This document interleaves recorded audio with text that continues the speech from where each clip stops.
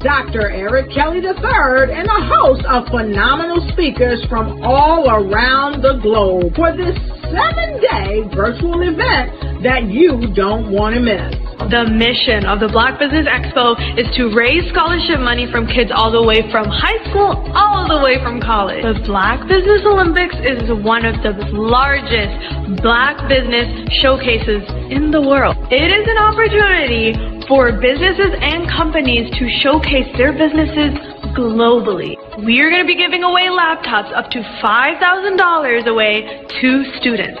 Again, I'm Olivia Appleberry, the founder of 2 Cents Finance and one of the speakers for the expo. I am so excited to see you there. For more info, go to www.blackbusinessexpousa.com or call 919-308-9090 and hope to see you there.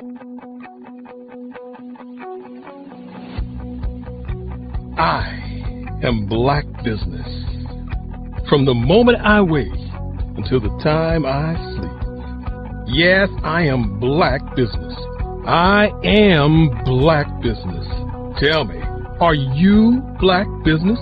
I am Black Business. Do you support Black businesses? Listen, I support Black business because I am Black Business. Black Business Expo, one of the largest business showcases in the history of Black business in the world. The world!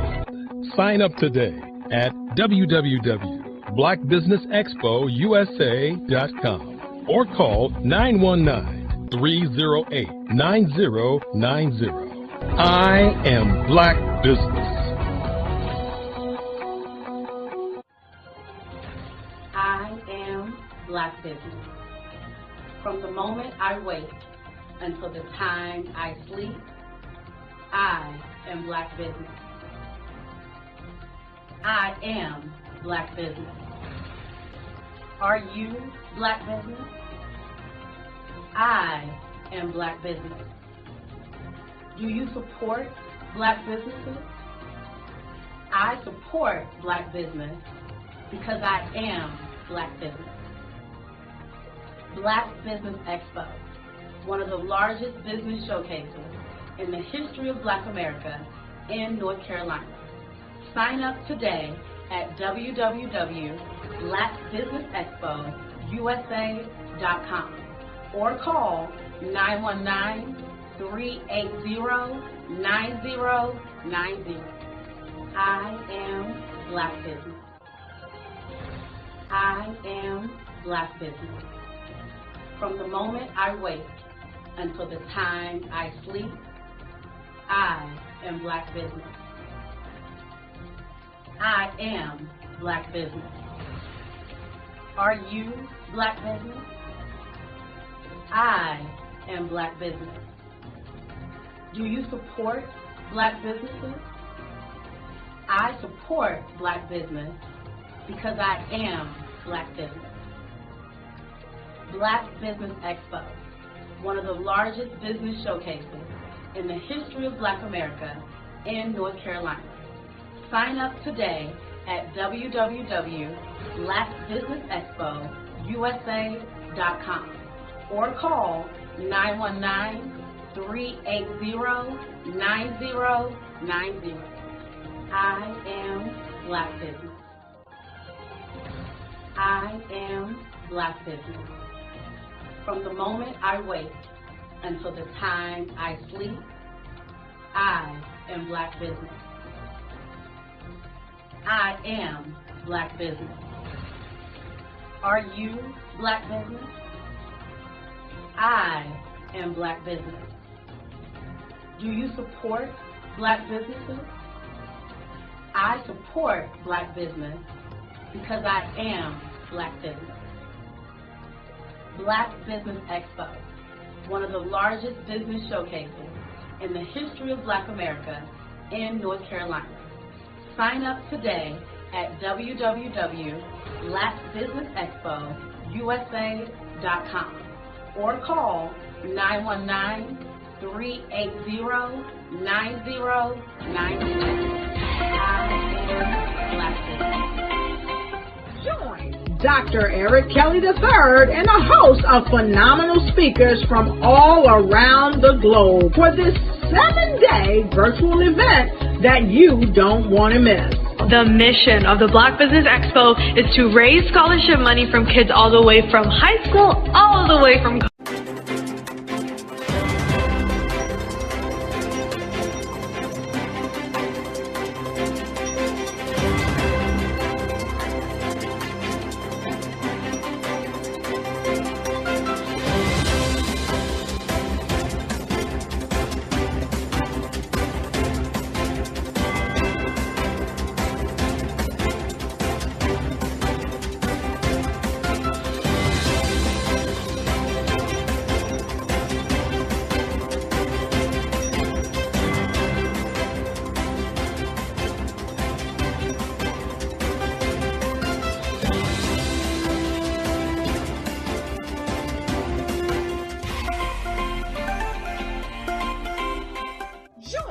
Dr. Eric Kelly III and a host of phenomenal speakers from all around the globe for this 7-day virtual event that you don't want to miss. The mission of the Black Business Expo is to raise scholarship money from kids all the way from high school, all the way from college. The Black Business Olympics is one of the largest Black business showcases in the world. It is an opportunity for businesses and companies to showcase their businesses globally. We are going to be giving away laptops up to $5,000 away to students. Again, I'm Olivia Appleberry, the founder of 2 Cents Finance and one of the speakers for the expo. I am so excited to see you there. For more info, go to www.blackbusinessexpousa.com or call 919-308-9090 and hope to see you there. I am Black Business. From the moment I wake until the time I sleep. Yes, I am Black Business. I am Black Business. Tell me, are you Black Business? I am Black Business. Do you support Black businesses? Listen, I support Black business because I am Black Business. Black Business Expo, one of the largest business showcases in the history of Black business in the world. The world! Sign up today at www.blackbusinessexpousa.com or call 919-308-9090. I am Black Business. The Black Business Expo is changing my life. This year, they are giving away laptops and even $5,000 in cash to students just like me. I'm Alexis, and I want to go to college to fulfill my dream of becoming an entrepreneur. Help the Black Business Expo going to www.blackbusinessexpousa.com and also becoming a vendor, a sponsor, or donating. The Black Business Expo's mission is to raise funds for high school seniors going to college or K-12 entrepreneurs. This expo is a fundraiser for students. Please, you may go to www.blackbusinessexpousa.com to donate to the scholarship fund or use the Cash App at $BBXUSA. Our goal is to give laptops and up to $5,000 to 10 students. Students can register online at www.blackbusinessexpousa.com. Every dollar counts. Please donate to the Black Business Expo USA Scholarship Fund.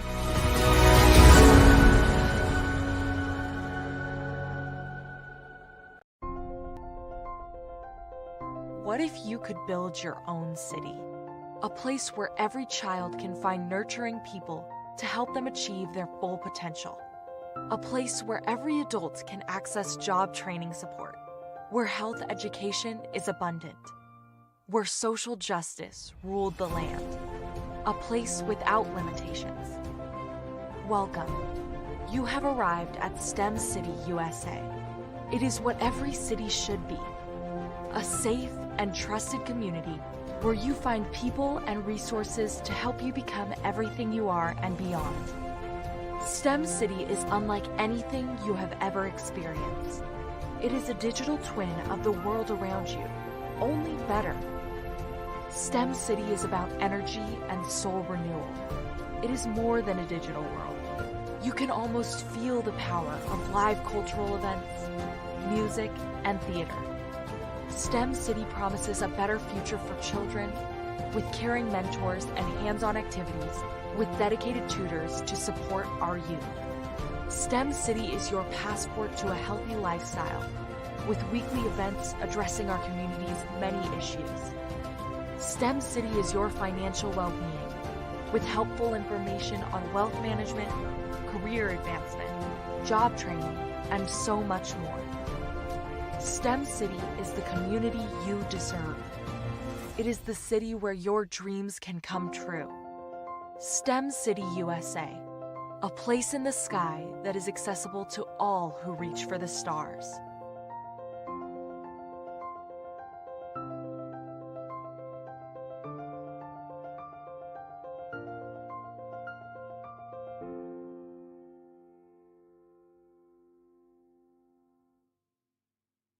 Artist to me is a creative expression of something from nothing. You know, it explodes onto the canvas, or it explodes on in my work.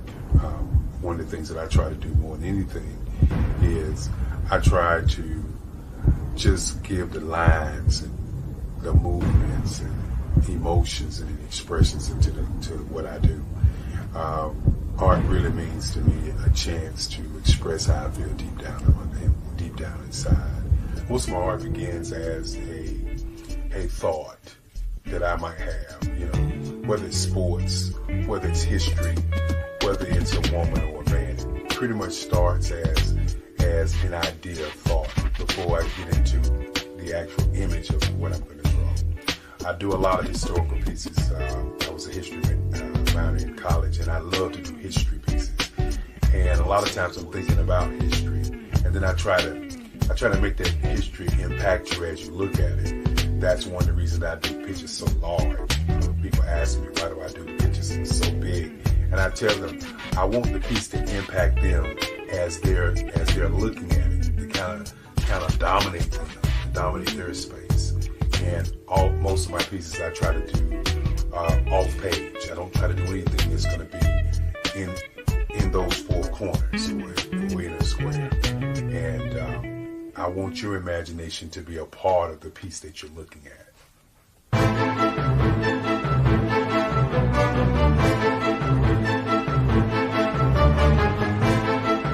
Phenomenal Tanya T. Wise, who is here from the great state of Maryland. Tanya, welcome and thank you for being with us today. Can you indulge our audience a little bit and tell them just a little bit more about who you are and what it is that you do? Well, I love being able to talk to people and have a magnetic attitude, being able to just show them. So I always like to say, level up is Coach at Tanya T. Wise here. So can you tell our audience, just give them a teaser about what your presentation will be about?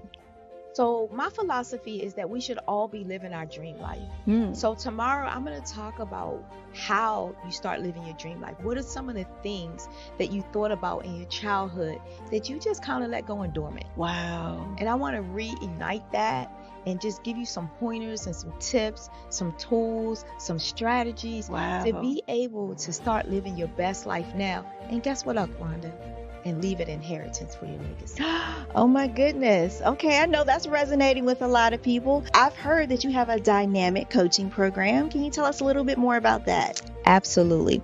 So our coaching program help people that have the lack of time, that lack strategies, and lack the confidence to go after their dream life. So we help them implement tools, we help them implement strategies, as well as give them resources so that they can live their best life now and leave that inheritance. Wow. Oh, I love that. I love the leave the inheritance part. Listen, you are dropping some major nuggets, and I know a lot of what you're saying is resonating with a lot of people, but I think we're all curious, how did you even make this transition into the speaking and coaching arena? What's the story behind this? So I started out in finance, and I realized that a lot of people don't necessarily go after their dream life because of the lack of finances or the education behind finances. But it wasn't until I lost my firstborn, my only son, that life changed for me. And where I was going after it all, living the corporate life, hit my 6-figure income and living in my dream house with my dream man, driving my dream car. I nearly lost it all when I lost my son. And so I realized it only takes one financial catastrophe that can change your entire life. That's what made me start All New Beginnings. Because no matter what's going on in life, there's a new beginning. And because of that, we develop a program called Wise Minded. My little slogan is, don't just dream it, let's live it. If they want to connect with you or work with you, what is the best ways for them to be able to do that? Well, for my social media guru, you can connect with me on every single social media platform as Tanya T. Wise.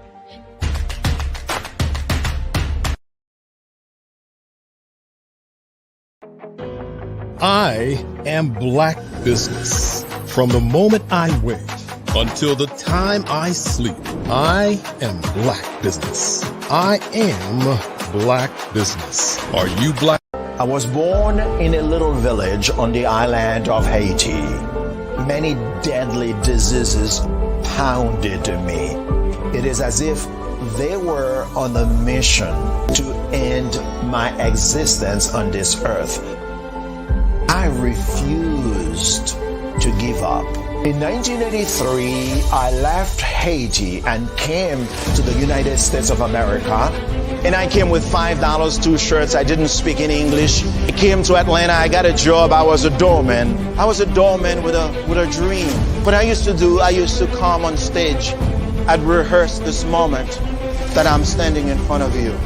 That's the power of a dream. Maybe today is the day you begin acting as if you already have it. And then step out with full force. Take a risk. No condition is permanent. Don't let your situation distract you. You are chosen. You are called. You are born for a purpose in this life.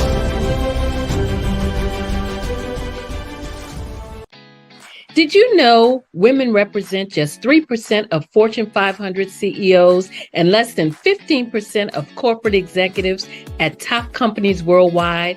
Have you wondered what the secrets are to getting into the top ranks, whether in the private or public sector? Do you want to figure out how to stop being held back in your career or passed over for promotion? Then you're in the right place. Hi, I'm Dr. Madeline Ann Lewis, President and CEO of the Executive Women's Success Institute. I have decades of experience in the military, the federal government, and corporate America. And my mission is to help women succeed and tap into their full potential.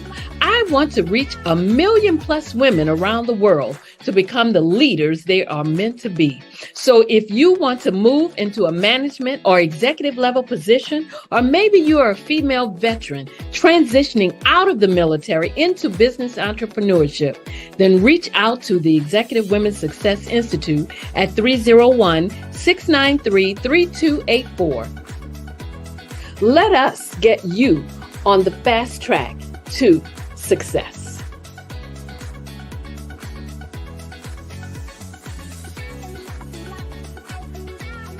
I'm Ramon Ray, founder of Smart Hustle Magazine and smallbiztechnology.com.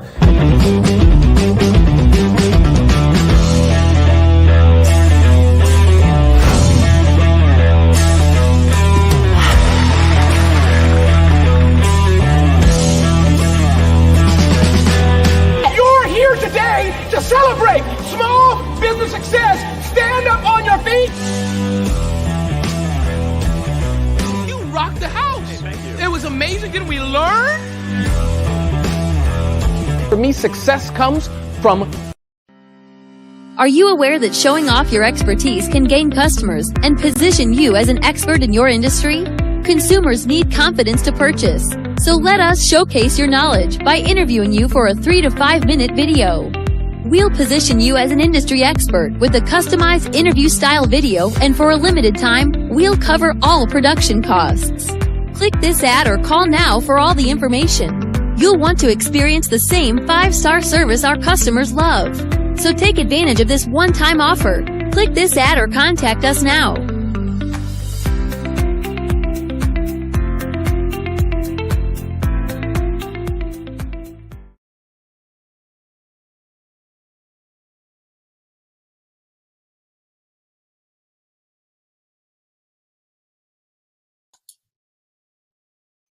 Hi, I'm Barbara Smith.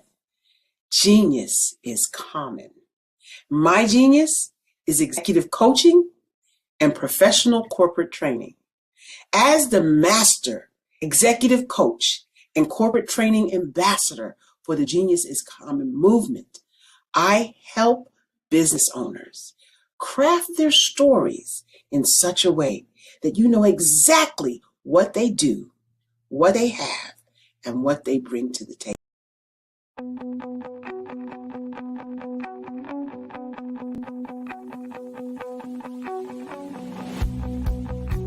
I am Black Business.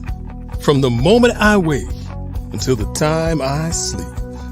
Yes, I am Black Business. I am Black Business. Tell me, are you Black Business? I am Black Business. Do you support Black businesses? Listen, I support Black business because I am Black Business. Black Business Expo, one of the largest business showcases in the history of Black business in the world. The world! Sign up today at www.blackbusinessexpousa.com or call 919-308-9090. I am Black Business.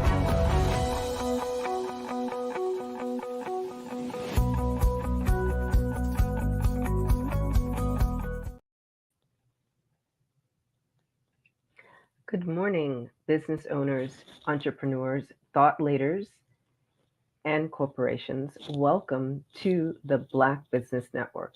My name is Cordelia Gaffar. I'm your business moderator for this morning on the Black Business Network. The Black Business Network is a 24-hour business network showcasing Black businesses, business owners, entrepreneurs, and thought leaders worldwide. We have speakers from North Carolina, London, Singapore, Africa, Japan, and cities all over the United States.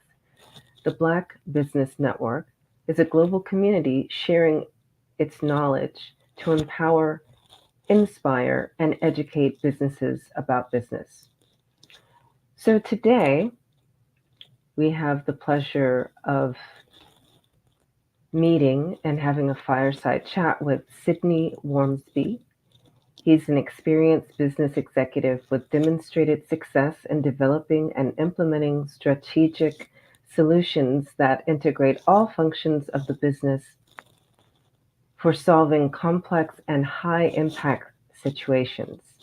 He has proven results in leading teams for business, startups, business turnarounds, and transformations, new product development, and implementation of Six Sigma and total quality management techniques.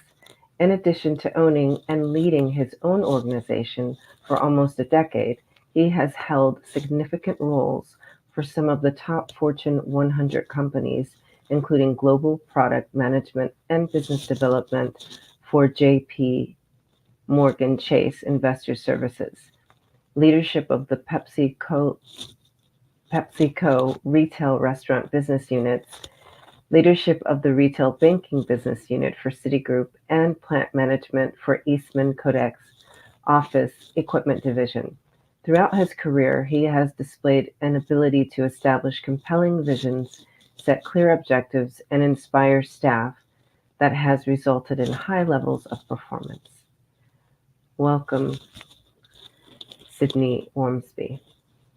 Good morning, Miss Cordelia. How are you? I'm well. What a treat to see you today. Yeah, glad to be here. Thanks for having me. Absolutely. So, what strategies would you recommend to businesses as they're closing out 2023 and moving towards 2024? Well, it's interesting you should ask about that because I'm going to be doing some talks around just that later today on this program, as well as in some workshops I'm doing coming up. And one of the things at this time of the year that all businesses and all business owners, all business managers should be doing is really both a combination of assessment and reflection and kind of prediction and looking forward, planning, prediction and planning. So, assessing where they are today, it's the end of the year for most fiscal calendars for businesses. So they should be assessing, what have we done? What have we accomplished? What went well, what didn't go well, kind of the pluses and minuses, the deltas, and changes that need to take place. And then, based on those changes that need to take place, putting in plans, procedures, systems, et cetera, that are going to kick them off to a great start for the new or upcoming year. So that should be the focus for most businesses right now, is really looking back at what they accomplished or didn't accomplish, and then making some plans, from very specific concrete plans for where they want to go, for this next year. And even if they did well this year, they should be looking at the same thing. What worked? And if it worked, is it something that is there something we could have done to make it, even plus out better, more? Or is there something that we should be looking to do, to keep, this growth, this change, this improvement moving forward, going into next year? So, are there any trends that you are seeing that they could move towards? Well, clearly there are specific things that drive success in all businesses. So, although most of us think that, our business, whatever that is completely unique, different, you wouldn't understand because you've not been in my shoes, It's just not true. Business is business. Now, the specific product or service that you provide is different, but the business of business is the same. And so it's the same things that drive business growth in all areas and all segments. And it's only 5 areas.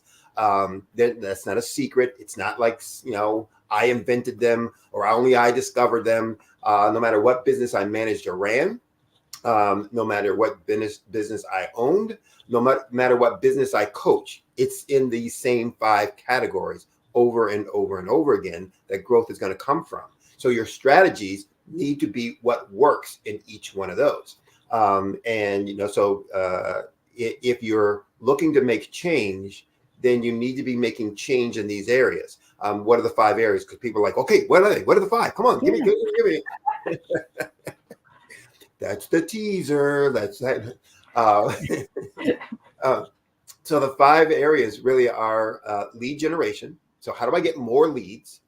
How do I convert more of those leads into actual sales?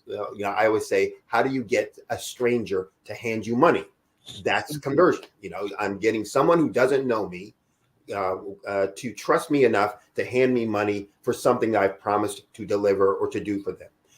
So the 5 areas, again, getting more leads, converting more of those leads to customers, getting those new customers or existing customers to do more transactions with you. And then around pricing, how do you structure your product, your services, your capabilities so that they're providing more value so that you can now charge a higher price because it provides a higher value. It's not about just jacking up the price. It's about how do I, make those changes, et cetera. And then last is, how do I drive more of those revenues to the bottom line? How do I become more efficient as an operation? How do I reduce losses, yield losses, mistakes, et cetera? How do I reduce expenses so that more of my revenues flow through to the bottom line? And one of the things that's most important for people to know and understand as they're going forward, there's only 2 efficient, fully efficient changes that you can make in your business. And by fully efficient, I mean 100% of what you do will then result in bottom line improvement. And that's in cost reduction and price increasing. So if I have the ability to increase my price by $1, that's 100% flow through. 100% of that flows through to my bottom line. If I can reduce my expenses by $1, 100% of that runs through my bottom line. Depending on where you're at and what kind of industry you're in, those things may be easier or harder to do. But, you're going to look for change in those 5 areas based on your specific business opportunity and situation. What am I doing well in right now? Let's do more of that. What am I not doing well in right now? And how do I make changes in that? I like how scientific you are with that. And it's like, I can clearly see how someone who has a service-based business versus someone who has a product-based business, or even versus like a restaurant or something, could really benefit from the things that you just offered in those 5 different areas, because at the end of the day, that's really what we're aiming to get to, is to fatter bottom line, right? Absolutely. It's just like with your paycheck. It's not how much you make, it's how much you take home, right? Yeah. So with business, it's the same. It's not how much revenue, you make, it's how much profit you're taking home. And I actually show people when I start working with them how I can get them to have a $1 million profit business so the same profit that $1 million revenue business would have, but with maybe half the revenue. Look, if I can be more efficient, more effective, if even the changes I'm making that are going to drive in more top line revenue are more efficient, decisions and changes, then more flows to my bottom line. So maybe I only need a $500,000 or $600,000 business to have the profit level of a $1 million business. And so if I'm at, 200,000 for my business, if I'm at pre-revenue and I haven't started yet, wow, gosh, it's a lot easier to get to 500,000 or 600,000 than it is to get at $1 million. But if my profit level is the same as $1 million business, I'm ahead of the game still. So. Yeah. Wow. And so you would work with a pre-revenue company as well? Yeah. So I do work with startups pre-revenue. And obviously the way that you work with them and the pricing that you can work with them on may be different. Again, that varies, situation to situation.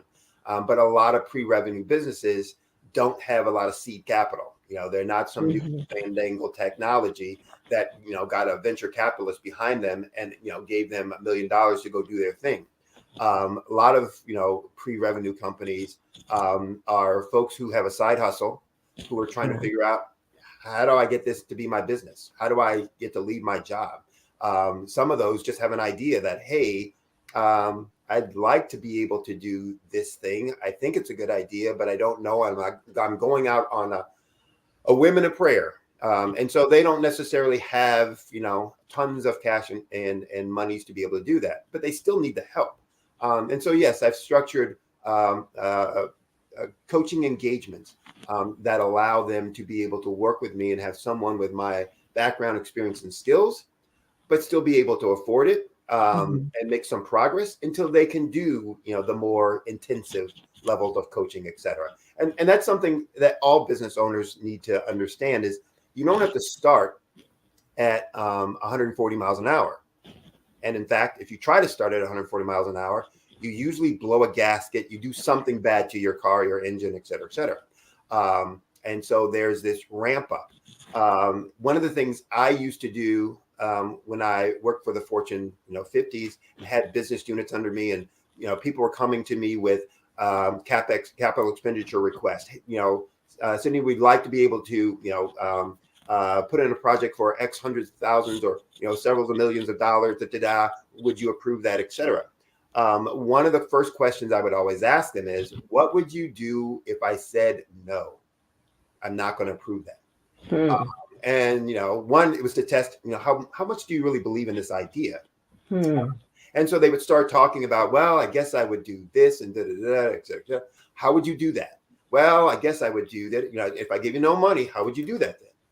And they would, come up with, if they really had thought it through or believed in it, et cetera. And if they hadn't, I'd say, well, then go back and, answer that question. But if they had, they would come back with these, situations or specifics around what they would do, how they would structure it.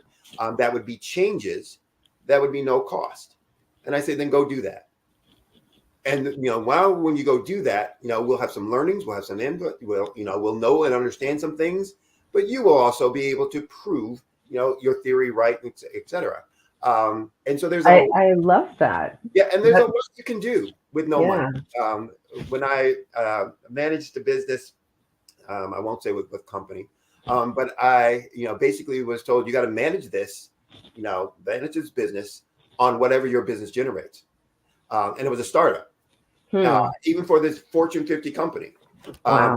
And so at that point, I said, okay, well, this is what I want to accomplish. This is what I want to get to. I need to get some marketing, for what's going on here. I don't have any marketing dollars, and so I went out to folks, businesses, organizations out in the community already doing business, and went to them straightforward and said, I have no marketing dollars, but here's what I'd like to do, and I'd like to figure out how I can partner with you to make that happen. What can I do to help you? And here's what I have. I have this that I think might be of benefit and use to you. How can you use that? Or here's some ways I think you can use that, et cetera. And it was amazing the amount of yeses that I got in terms of, yeah, we can work this way, et cetera, et cetera. So I got a lot done having no dollars to grow the business, just based on looking at, those kinds of things. So yes, there's a lot that can be done with little or no money. And one of the things that I do with my clients is to show them. So all of the strategies I'm coming up with cost them no extra money. So all the things and all the changes, their process changes, their system changes, their procedure changes, their behavior changes. And so they cost no money. And so if they cost no money to implement, and because of the nature of them, they're also quick to implement. We don't have to wait for money to come in. We don't have to wait for a loan. We don't have to wait for somebody to approve it. It's a behavior change. How long does it take me to change my behavior? If I want, just like that, right? Yeah. How long does it take me to change a procedure? Even in the most scientific processes and structures, they're a lot quicker than buying and building new equipment, or creating new plants, or creating a new marketing campaign, advertising campaign, et cetera. So they're quick to implement, no cost, and therefore quick to have impact. So I'm generally able to get my clients to double their profits in less than 12 months, based on these kinds of things. So it sounds like it's mostly just like ways of being, and making superior choices and just totally believing in yourself. And so it is all of those things, and more. So it's more than that, but I'm just saying like those. But what I mean by the more meaning foundational. Exactly. So the foundation is those things. It's what you do, how you do it, and the kind of energy and enthusiasm you bring to it, the intentionality you bring to it. Now, when you have more money, you can do more things. That just says, oh, wow, gosh, I can now make this on steroids. I can, supersize this. I can I can automate it. I can do all these other things that will make it happen faster, further, serve more people. But I don't need to start relationship building part. Yeah. There's one other part that you mentioned.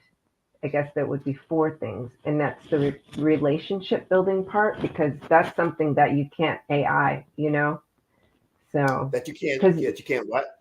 You can't AI, you know what I mean? You can't automate, because you were going like face to face to these different organizations, right? When you did your marketing with no money. And I don't think that at any level that the human relationship building part, I don't think that ever goes away. It always has to be part of building a business. Absolutely. Every part of your business requires, a good EQ skills. And for those who don't know, emotional quotient and skills in terms of the soft skills, your ability to communicate, your ability to relate with others, the ability to play well in the sandbox, so that, hey, folks want to do business with you. Folks trust doing business with you. And it's the same as when we're picking friends, right? There's no difference. There are some people who say, nah, I am not going to, allow them to get closer because I don't trust them yet. I'm not quite sure I really know what they're about and what their objectives are. So I'm going to, keep them at arm's length until we know them better. And we want to pick those people as close friends, and we allow those people, closer in, that we start saying, they got my back. They have my best interest at heart. Even if they're doing their thing in a way that is not going to harm me at minimum, or that's going to also assist and help me at best. And so relationships are important in all aspects of business, whether you're a startup, a turnaround, a going concern that's about to explode, whether you're talking about designing products, marketing a product or service, changing your company, no matter what it is, that's going to be important and critical for you to be able to move forward with your business and to have success and to bring others into or enroll others into your reality, your vision, etc. So all of those things, yes, become critical and important for success of business. People, relationships can't be minimized or dismissed if you want to have success.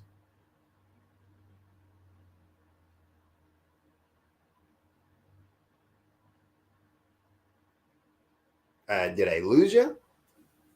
Oh, yep, just for a split second, but I'm back. Presto magico. So, I was wondering, with all this great information you're sharing with us today, is there any other place, like perhaps your upcoming conference, that we could find out more? So yes, actually I'll be doing 2 workshops in the new year. So I've already gotten my planning, as I talked about, for 2024, well underway, not complete, but well underway.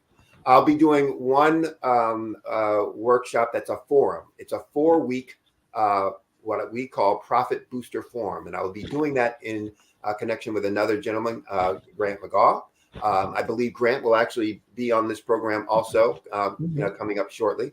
But Grant is a brand strategist and a branding expert. I'm a business growth expert. We've combined it together to do some programming in the past around giving business owners a foundation for how to grow, and how to message, with their business, etc. We're going to be doing this 4-week forum starting in late January through February, middle of February.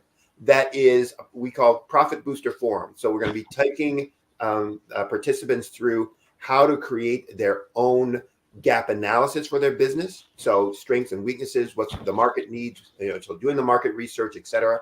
We're going to be walking them through that, making sure that they're doing it. And then we're going to be reviewing and assessing what they've come up with and helping them create now their gap analysis that I will then be taking them through how to use that into creating what we call, or I call, a market dominating position and a market dominating position statement. How do you compete, in ways that use your strength, that serves your target market? And how do you message that to that market so you start drawing in people? And I say, creating leads on demand. Is that virtual or in person? That will be virtual. And so they can go to Eventbrite, eventbrite.com, and register for the Profit Booster Forum.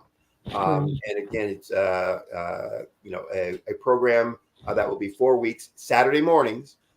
We are doing it Saturday morning, so people can't use I've got meetings, I'm busy, et cetera, et cetera. But it's going to be Saturday mornings for 2 hours that we will go through. And the objective at the end, they will have these 2 documents, a gap analysis and a market dominating position statement that they will then use to create all of their marketing, messaging, communication with their target market, and to drive more leads into their business. And they'll get a chance at the very end to review what they've developed with all of the other participants, so that they can really test it out before they start using it, and feel confident, in that, from that point on. The second one I'll be doing at the end of February is one on employee engagement, and it's about employee disasters, things that for those who have staff and employees, that things have gone horribly wrong, what are the secrets? The things that people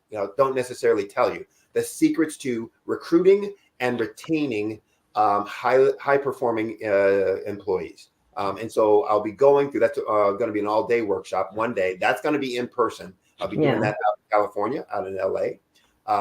But they can contact me for the specifics on that. But we'll be going through all the details about what's necessary and needed to make employees feel engaged. And just like with sales growth, there's only a few things, and there's actually a few more, but there's 13 specific questions that if you can ask these to your employees and they will be able to answer yes to them, you will have highly engaged, high performing employees because you created the structure in your organization to make that happen.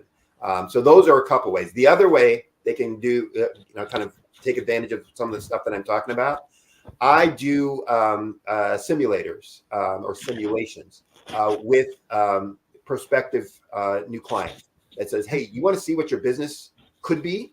What the vision of what your sales and profits could be for your business. I have a simulation similar to what you do with flights. You get in there and you start off. I do that with a business. It says, okay, here's where you are right now. Where is it you want to get to? You want to get to there? All right, let me talk about what you're doing in this area right now and what you're not doing in this area right now. Okay, here's the change that would cause, create, et cetera, et cetera. And I give them a picture of here's where your business could be in 12 months simply by making these kind of changes, et cetera. I do that for free, in terms of that simulation. I feel like this is something I should have known about you a while ago. Like, you've been holding out on me for like months. What's this about? Now you know the rest of the story. Give me a call. We'll go through it for your business, and I can do that for any business. Where do we sign up for that? Is there a So the easiest thing to do is to email me. Oh, okay. For that, you can email me. I'm going to give 2 email addresses. The first one is Sydney W, and Sydney was SIDNEYW, Sydney W at solutionswithresults.com. So Sydney W at solutionswithresults.com. Okay. That's tied to my business website, obviously, solutionswithresults.com. But there's another email that's easier for me to access sometimes. That's SWORM, SWORM, as in mother, _22 at yahoo.com. So if anyone emails me at either one of those and say, I'd like a simulation, I'd like to know where my business could be, I will schedule with them, to do a simulation. It will take anywhere from maybe 15 to 30 minutes, based on just the simulation. Now, when we're going to go into depth and detail about, okay, here are the specifics of how we're going to do that, that's when we start our engagement. But for just getting the view of what your business could be, 30 minutes, you'll have a clear idea of the opportunities that you have and a quantification of that. Here's in dollars and cents for revenue and profit improvement to your business. Wow. Okay. I'm already drafting my email over here. I was listening though. I look forward to it. And I hope, all folks out there will, take advantage of it as well. Again, it's free. So there's, no harm, no foul. You can see where your business, could be, and, what you would need to do to make that happen. You want to use me for that? That's great. You don't want to use me for that. You say, I got it. Thanks for the ideas. I'm off and working. That's fine too. So please reach out. And if you say that you saw me on the Black Business Network, I might be able to hook some folks up with some kind of benefit, to, doing work with me, et cetera. So. Okay. Very, very much appreciated. Thank you so much. And I'm sure anyone that listened to our conversation, I would say more your presentation today, would definitely be in a hurry to reach out to you and see where they could, fatten their bottom line.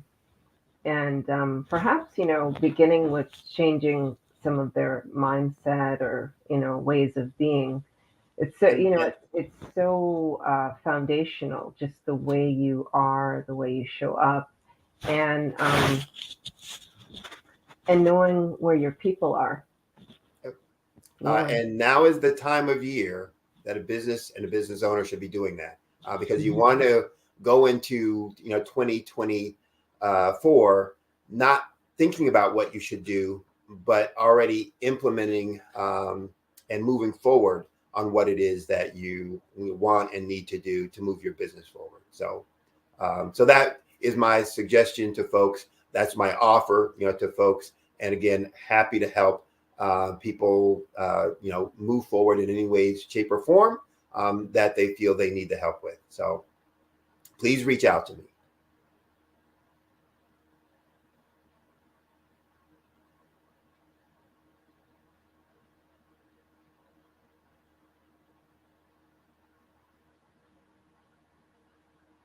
Yep, I think we lost you again. Yep, there you go. Those are the magic words to bring me back. I think I lost you again. Yeah. I come back. There you go.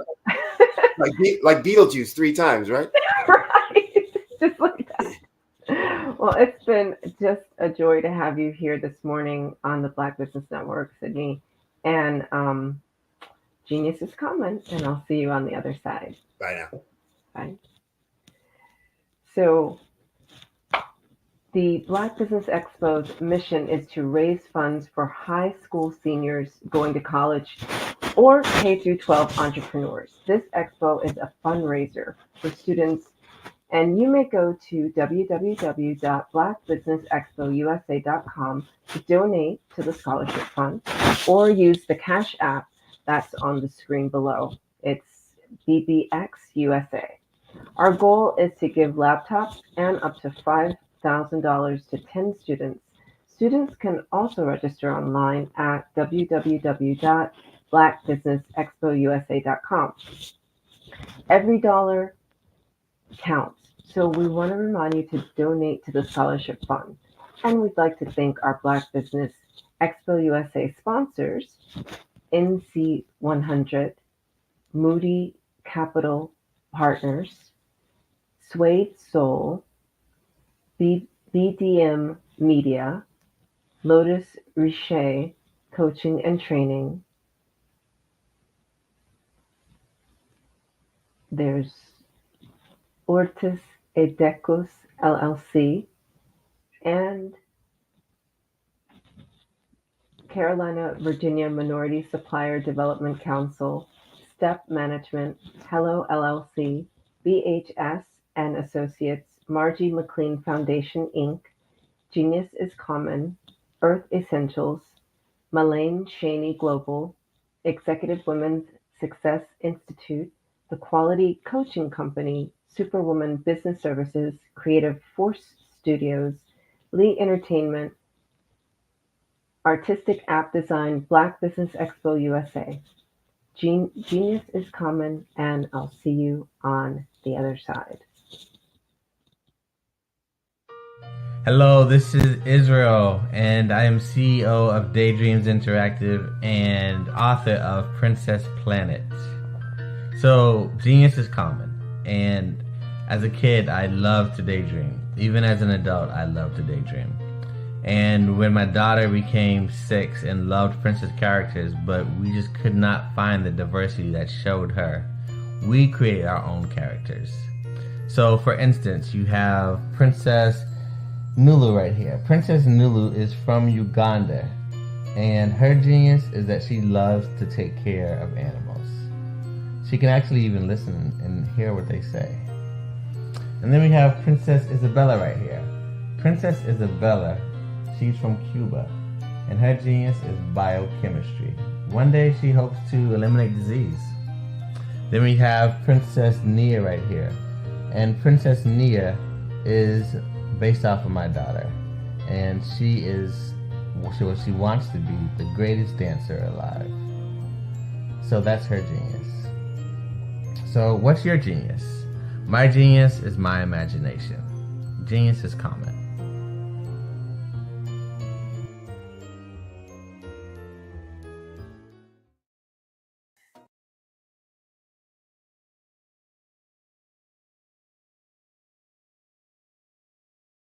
Hey guys, my name is Caden. I'm the CEO of Caden Teaches, and my genius is teaching kids about financial literacy. Throughout my financial products, such as my financial flashcards, my activity book, and my newest project, my financial bus, which I bought.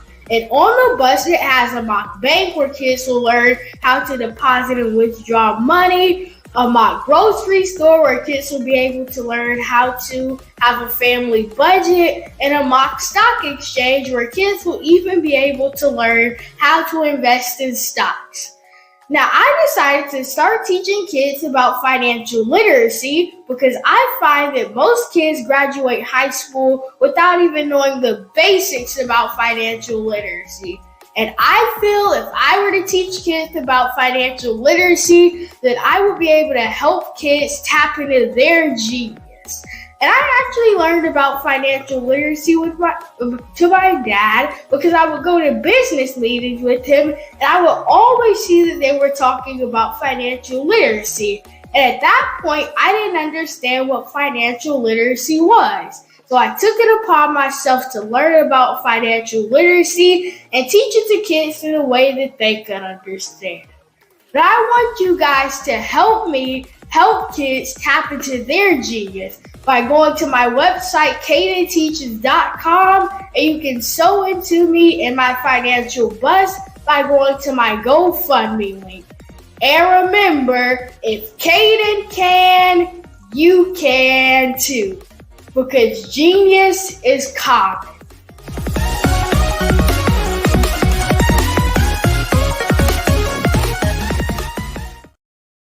Over the past few years, we've seen the growth of existing and new initiatives focused on financial inclusion, building global networks, and reducing the wealth gap in response to the idea there's not enough seats at the table. Whether their outcomes are to increase the representation of Black executives on corporate boards, ensure an inclusive global economy, or to create new U.S. African commercial pathways, the strategies are often carried out by separate programs. The question is, should they be? With the continent of Africa being home to more than half of the world's fastest growing economies, the youngest workforce, over 400 companies generating more than $1 billion annually, 700 generating more than $500 million annually that are poised for growth, and being the destination of nearly $5 billion in venture capital in 2021. Diversifying U.S. and Africa commercial engagement by building bridges between African businesses and their U.S. diaspora should begin being seen as mutually beneficial. From helping to reduce Africa's enormous capital gap to catalyzing two-way trade opportunities, the COVID-19 global pandemic hopefully has taught us that global challenges and opportunities are more interconnected than we thought. During the pandemic, African companies like Unicorn Flutterwave, insurance provider Reliance Health, ride-hailing app Yasir, and 54Gene, the continent's first bank of DNA on people of African descent, proved that when African companies have access to networks, capital, and information, they grow big, grow fast, and create solutions that are valuable to the world. This is why Be Direct was created. We are the first U.S.-based but African-centric board preparedness and board search company designed to connect U.S. Black talent and corporations to African businesses. Unique and fundamental to Be Direct's success is our process of helping board candidates adapt their experience and networks to an African context before they're connected to high-growth companies that are looking to locally and globally scale. From our focus groups with African business execs and government leaders, we don't ignore the sentiment that business is easy, but people are hard. Having a pool of board candidates with hard-to-access networks and extensive experience across the business life cycle, including successfully raising capital, is table stakes for an initiative like this. So yes, we have that. But corporate or entrepreneurial success in the U.S. does not guarantee success in Africa. Developed alongside industry partners on the continent, our training program, Be Direct Prep, is designed to transpose their experience to create cultural comfort, understanding, and a commitment to helping businesses in Africa scale. Our board governance sessions are African continental and country specific, integrated with cultural awareness and dexterity training, masterclasses led by African industry execs, and mentoring and coaching from African continental-based facilitators. But even more unique to Be Direct Prep, we cap off our training program with an immersion trip to help candidates that have not been to Africa before see and feel Africa's complexity and opportunity from African soil. We all know traditional network-based board placement has historically left a lot of us out of ever really being in the paid board pipeline. our strategy supports the work of many great organizations that are successfully filling seats at U.S. board tables by creating more tables for those that are still left on the sideline. It's time to start seeing the role and value of U.S. Black talent and businesses on the continent of Africa differently. Old perceptions and habits limit economic inclusion. Let's transition Black talent and the African businesses they will support from the periphery of the global economy to its core. Living in a global lockdown, we all know now how fast local and global economies can change, and see the value of having businesses that hire, strengthen local value chains, and even grow globally. Status quo in any form holds back progress. We must democratize U.S.-Africa commercial engagement by socially and economically connecting cultures that have long been disconnected. It's time for Africa's U.S. diaspora to redefine their global value by helping African businesses scale continentally and globally.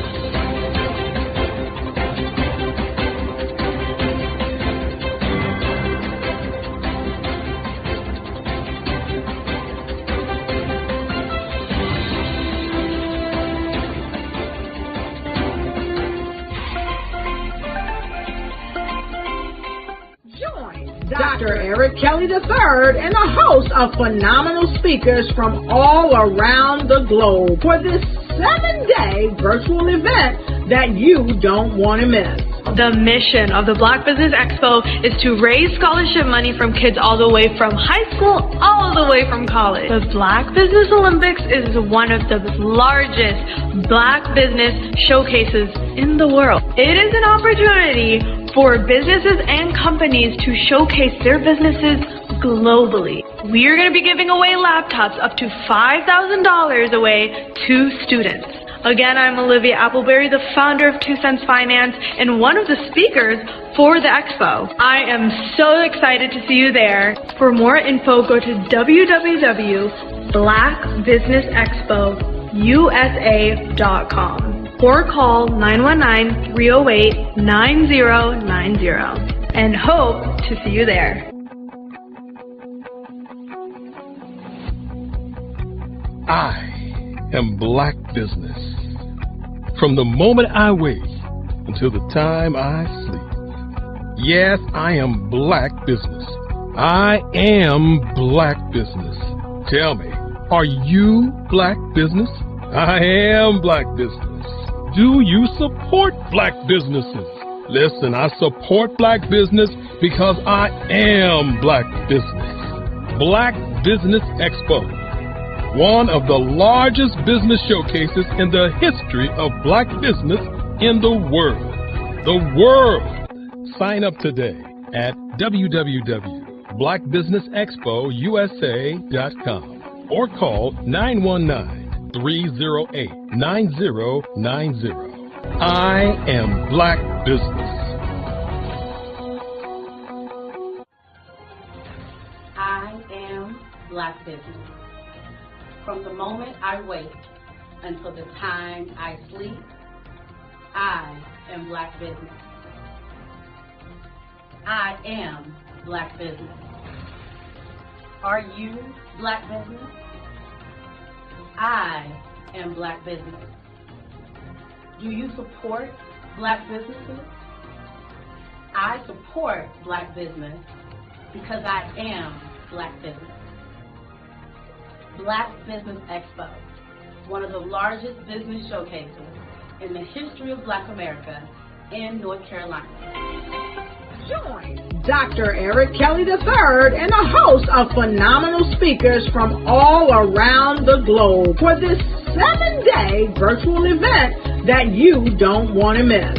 The mission of the Black Business Expo is to raise scholarship money from kids all the way from high school, all the way from college. The Black Business Olympics is one of the largest Black business showcases in the world. It is an opportunity for businesses and companies to showcase their businesses globally. We are going to be giving away laptops up to $5,000 away to students. Again, I'm Olivia Appleberry, the founder of 2 Cents Finance and one of the speakers for the expo. I am so excited to see you there. For more info, go to www.blackbusinessexpousa.com or call 919-308-9090 and hope to see you there. I am Black Business. From the moment I wake until the time I sleep. Yes, I am Black Business. I am Black Business. Tell me, are you Black Business? I am Black Business. Do you support Black businesses? Listen, I support Black business because I am Black Business. Black Business Expo, one of the largest business showcases in the history of Black business in the world.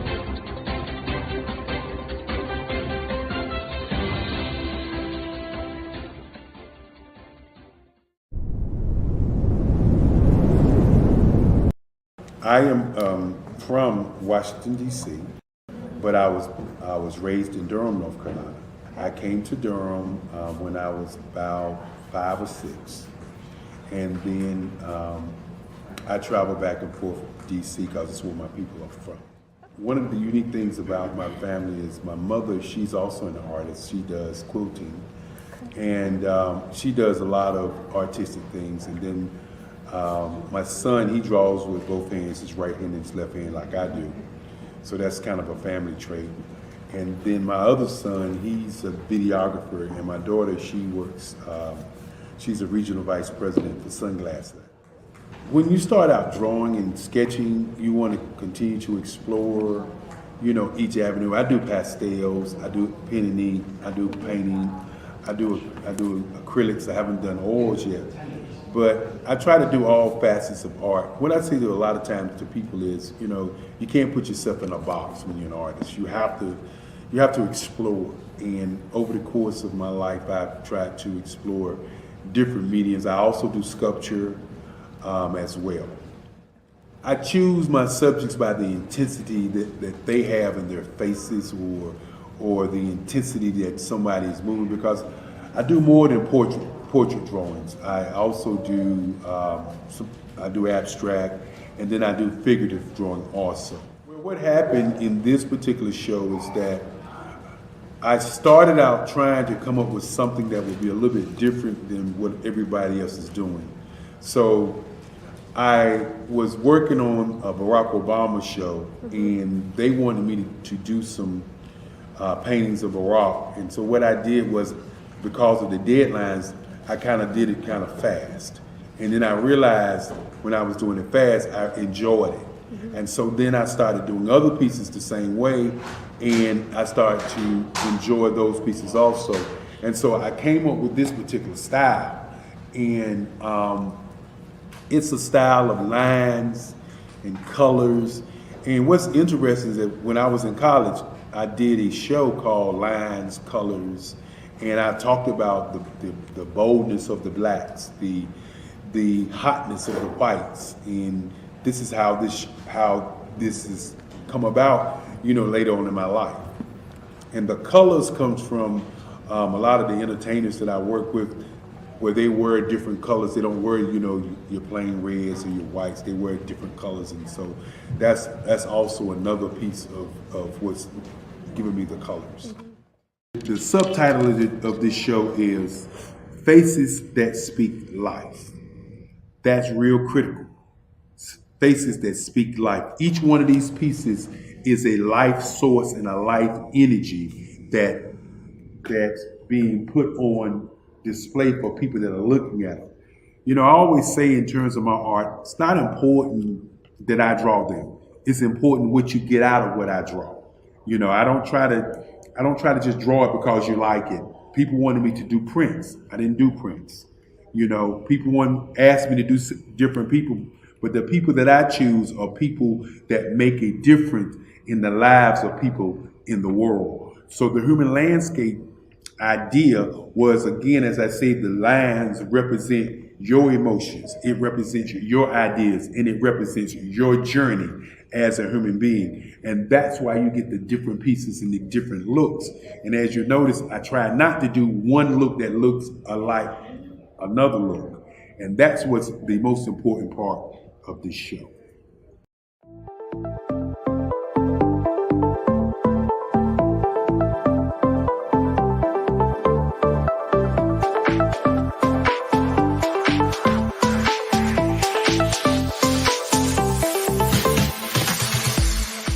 You need to be messaging and communicating to a lot more folks and getting them committed to you as a brand and feeling that you are trustworthy, as a subject matter expert, and for their needs and their pain points. That says, look, here are my pain points. Here's the problem that I have that I don't want, or the benefit that I want that I don't have. And Grant and Sydney understand that and are giving me information to be able to assist, in my eliminating those pain points.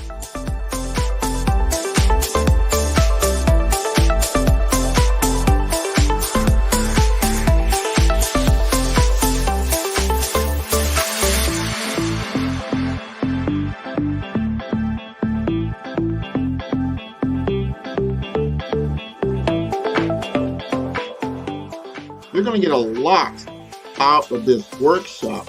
We're going to show you ways that you can begin to look at this particular problem, that you can apply different formulas, techniques, and skills. They're going to get you to that next level. And then you'll understand the value that we're bringing.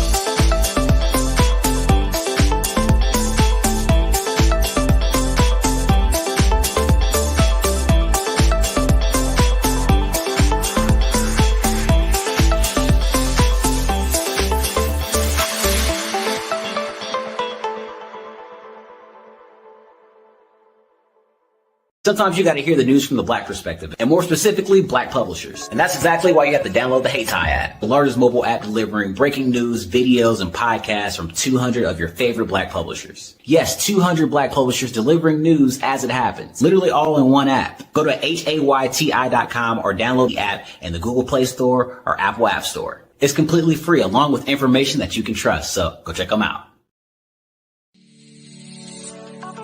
Did you know that our Black dollar only lasts for 6 hours in our community? Yet other communities, their dollars last for 19 to 30 days. The Black Wall Street Nation. Black Wall Street Nation. Yes, that's why we created the Black Wall Street Nation. Black Wall Street Nation is a centralized directory available to all Black businesses across the world. It was created for businesses like you, the ones that want to start and the ones who have a dream that have already started, such as businesses like Drop in a Bucket Productions, Valito Foods, Sugar Tea Branding Firm, All the Dazzle, Bun Cakeaholic, Miss Riot, and you. We'll have marketing, seminars, and some funding coming soon just for you. So, we want you to come and join us at www.blackwallstreetnation.com. See you there.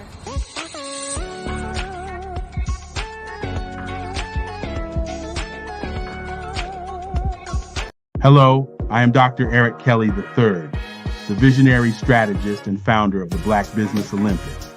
I invite you to showcase your Black-owned businesses on the Black Business Network global stage.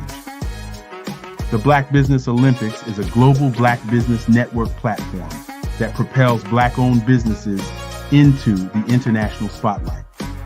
By showcasing your business on the Black Business Olympics platform, you can reach a worldwide audience of potential customers, partners, and investors. You can also establish yourself as a thought leader, an expert in your field, attract lucrative partnerships, and more speaking engagements. In addition, the Black Business Olympics platform provides a valuable opportunity to connect and collaborate with like-minded entrepreneurs and business professionals from around the world. This can lead to new business opportunities, ideas, and relationships. Finally, by sharing your story and expertise on the Black Business Olympics platform, you can inspire and empower others. This is a powerful way to make a positive impact on the world and leave a lasting legacy. If you are a Black-owned business owner, I encourage you to seize the opportunity to showcase your business on the Black Business Olympics platform. It is a once-in-a-lifetime opportunity to make an indelible mark on the world. Be one of the 1,000 visionary entrepreneurs who are changing students' lives, shaping industries, and leaving an unforgettable legacy for their families. Unleash your voice on our global stage and watch your business thrive. Black Business Olympics is one of the largest Black business showcases in the history of Black business in the world. Yes, the entire world.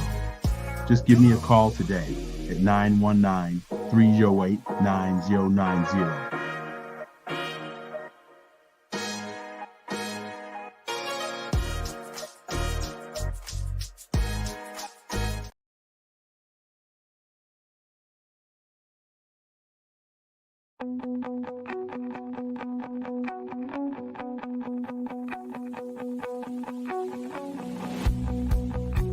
I am Black Business.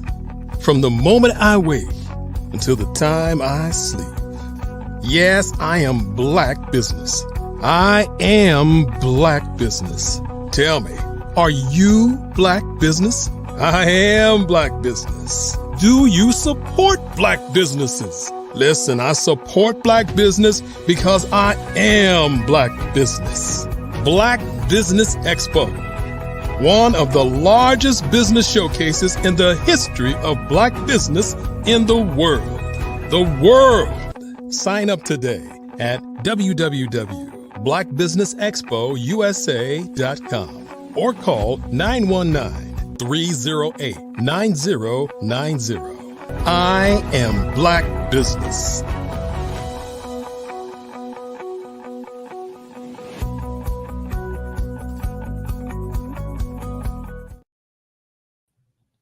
Good morning, business owners, entrepreneurs, thought leaders, and corporations. Welcome to the Black Business Network. My name is Cordelia Gafar. I am your business moderator for this morning on the Black Business Network. The Black Business Network is a 24-hour business network showcasing Black businesses, business owners, entrepreneurs, and thought leaders worldwide. We have speakers from North Carolina, London, Singapore, Africa, Japan, and cities all over the United States. The Black Business Network is a global community sharing its business knowledge to empower, inspire, and educate businesses about business. Today, our speaker will be speaking on use mentorship as your success strategy. And our next speaker is John Riley. He is the VP of Business Services at AVA Intelligence.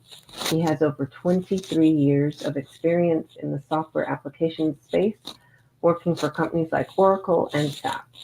He has primarily worked in the consulting services sector, assisting organizations with their software implementations, business process changes, digital transformation initiatives, and the like. I present to you John Riley.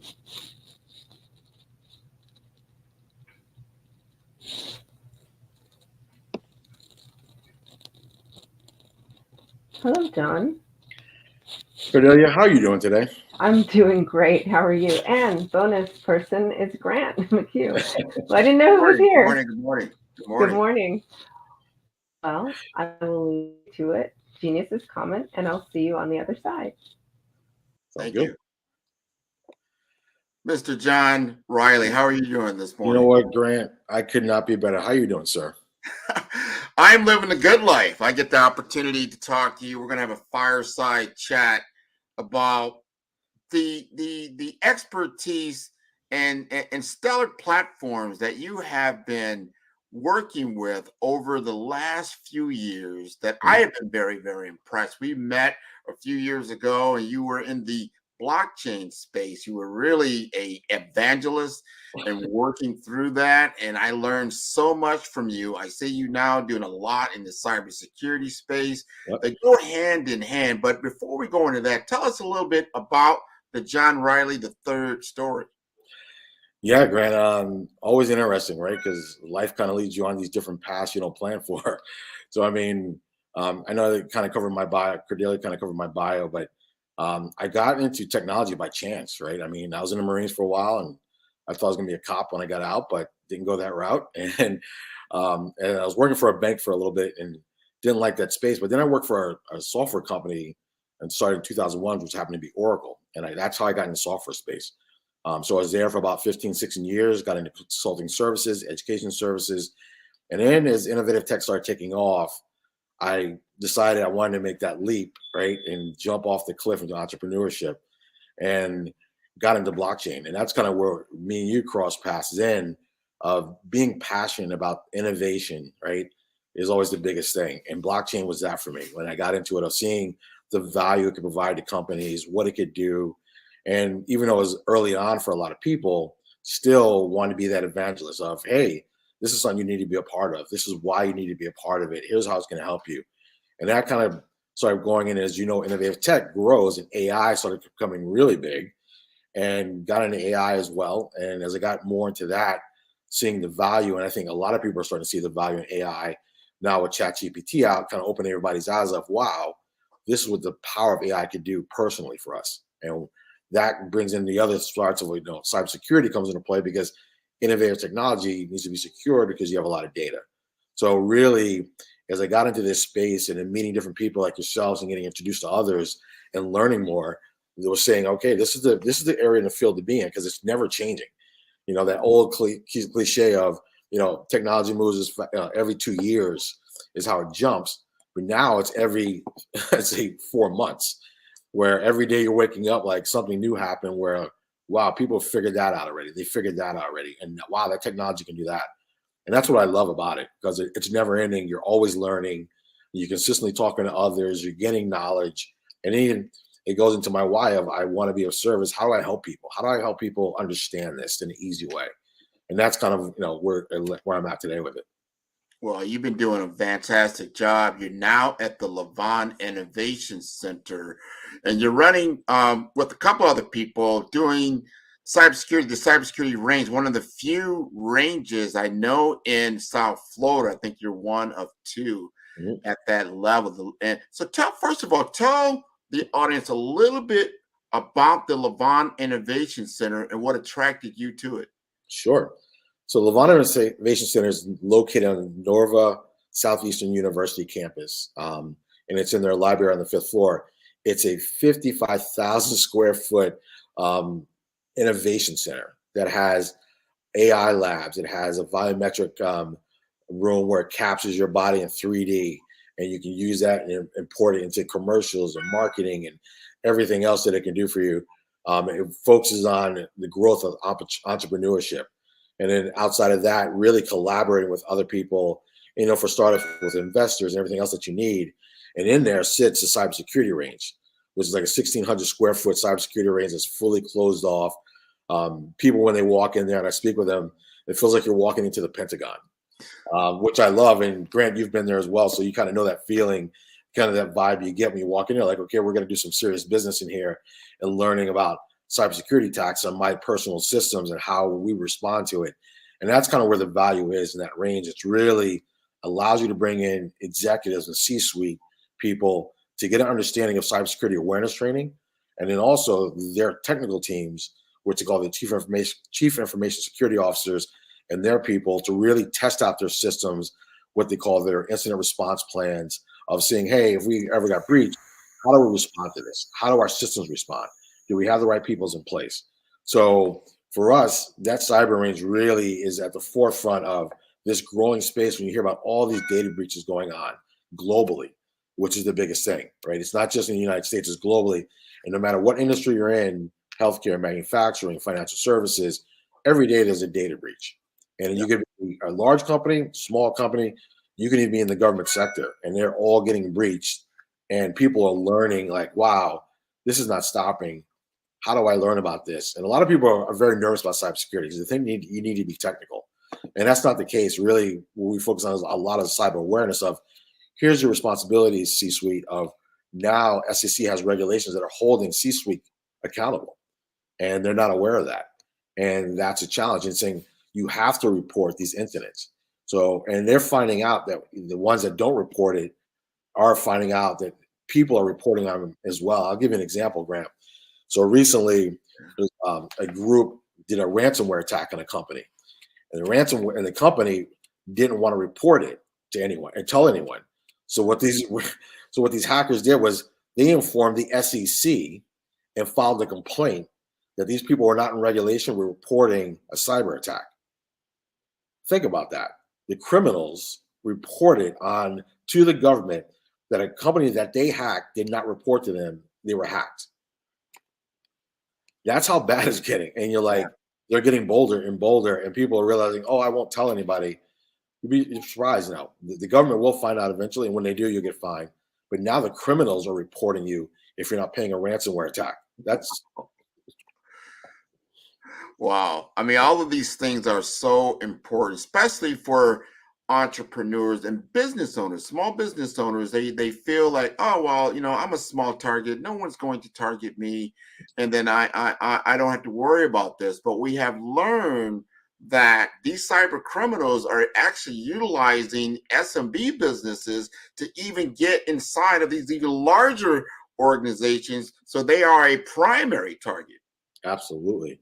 And I think you nailed it. A lot of people don't realize, I mean, they'll use these small companies that are working with larger companies to break in. So if they're using a third-party app or an app the small company has that's tied to a large company, they can get in there that way. So they're figuring out and every day new tricks of the trade of how do we crack this larger nugget. And if it's a smaller company who normally don't focus on cybersecurity, and they know that. They don't focus on checking their emails, who's right, checking the links that they click on, if it's from the right person.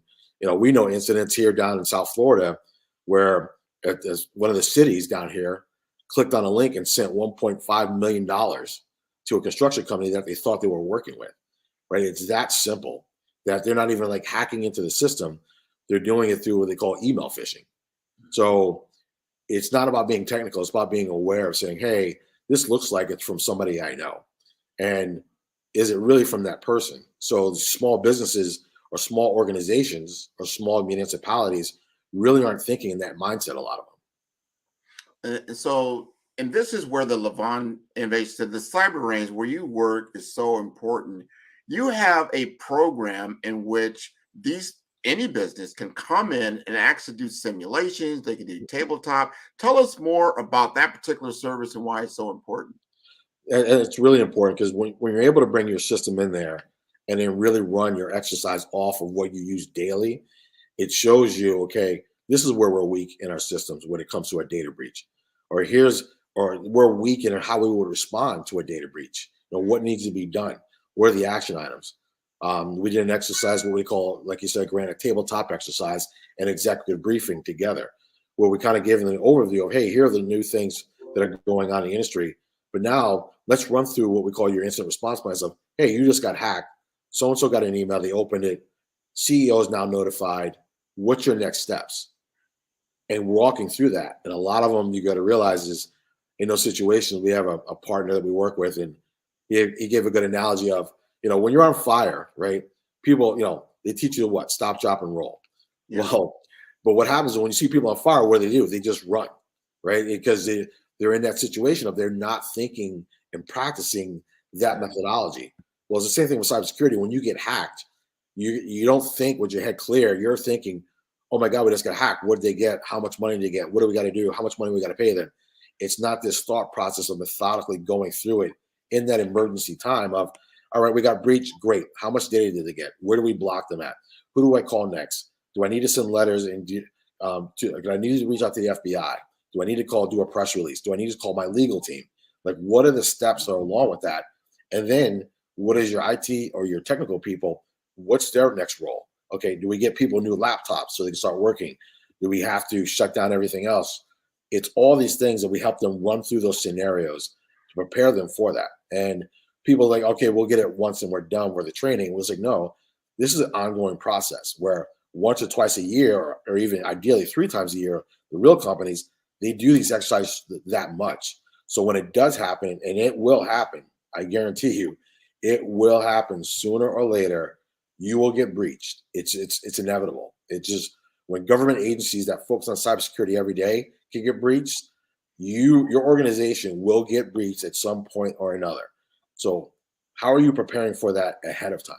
And a lot of people go, and we kind of make them aware of, hey, oh, well, cybersecurity, it's, that's not a line item on our P&L for supporting that. And you're like, well, IBM states in the data breach report for 2023, an average data breach for organizations costs them $4.5 million, right?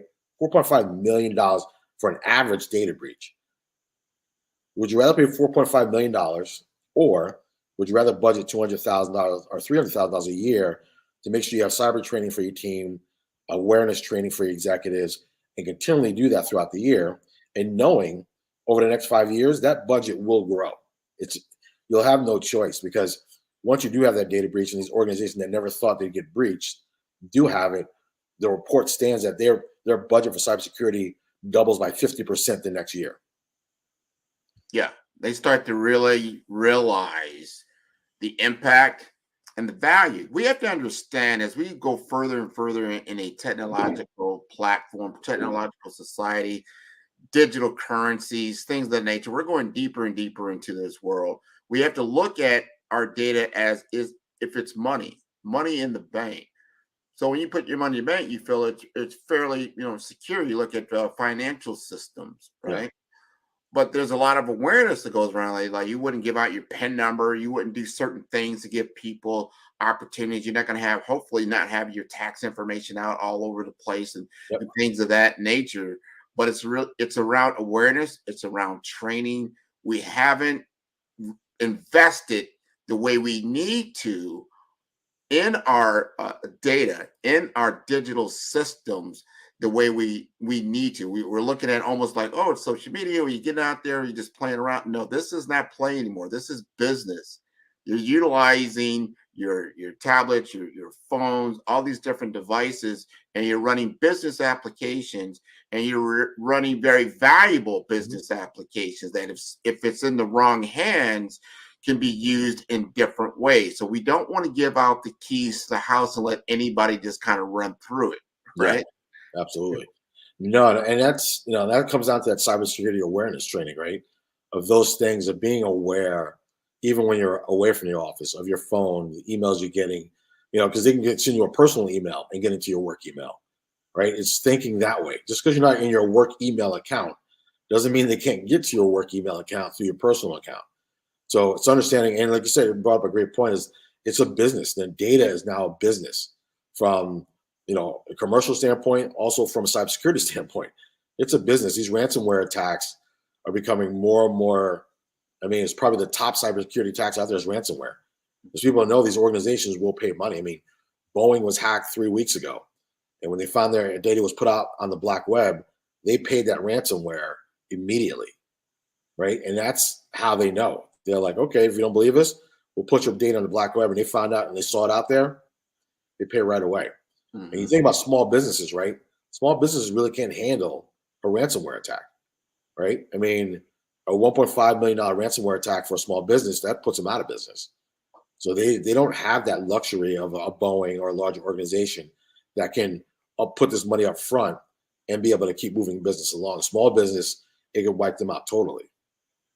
Absolutely. And talk to us a little bit about, you understand blockchain, you understand the dark web and how it all relates, to cybersecurity, how it all relates to even artificial intelligence, but help us understand how this, technology works, that a criminal, let's just say a cyber criminal, and to your point, ransomware, cyber criminals, it's a $6 trillion business. So you're up against a $6 trillion business. They're obviously doing something right, but they're utilizing the same technology that we're utilizing. Yeah. So talk to us about how they're able to, just be anonymous through these other systems on the dark web and blockchain and things of that nature. And it's funny because once they get into the system, and blockchain is a great thing because it's that immutable audit trail of transactions, right? And blockchain provides that. But once you can get in there as a cyber, security person, you find a way to be able to track and see this audit trail, right? So you're doing these things. This technology is supposed to be protecting you, but they're leveraging it also in a way against you. So it's the good and the bad. It comes with all new innovation, right? And that's the way that they're looking at it as.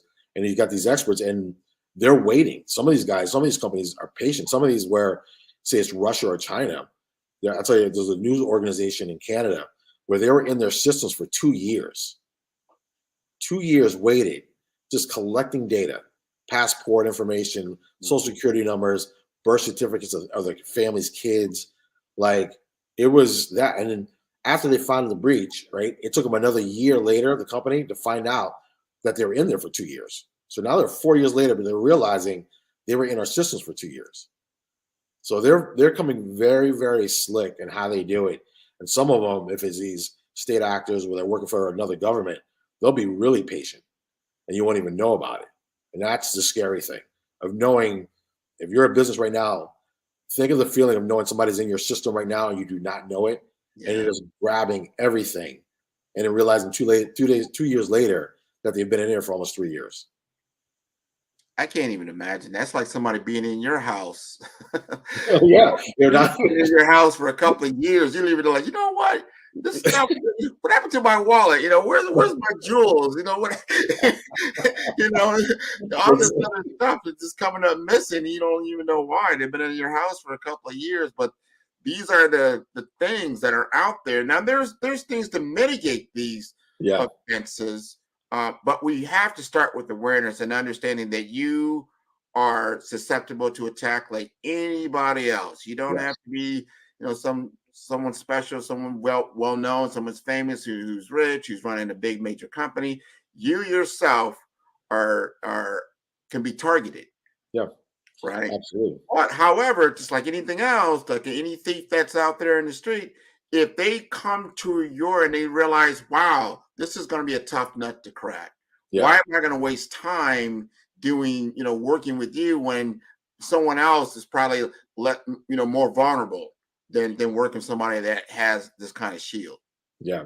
And that's the biggest thing. It's protecting yourself as much as possible, right? And there's so many technologies out there now on the cybersecurity side. AI is also helping on the threat actors, but it's also helping on the good side because AI is also helping stop a lot of these attacks, right? A lot of these systems that are out there where AI is in play is being able to identify breaches that are coming in, even breaches that they've never seen before. It's picking up these anomalies of these breaches that are coming in. And this is kind of where, technology moves fast of people thinking of how do we use this? How do we use AI to stop a cyber attack? And it's coming into play for a lot of companies that are out there, which is great.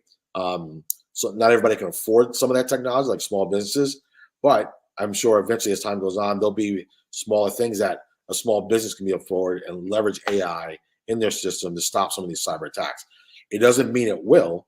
It can maybe identify it fast enough. You still need to have that cyber awareness training, the expertise in people that are working with you, knowing how to stop or even mitigate the attack earlier on and stop a data breach from going full company wide where they just get a section of the data. And that's the biggest thing.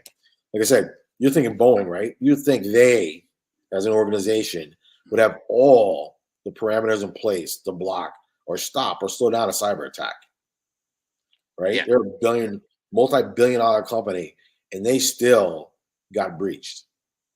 So this is kind of showing people of, hey, all right, AI is good, AI for bad, but even the AI for good can't get everything.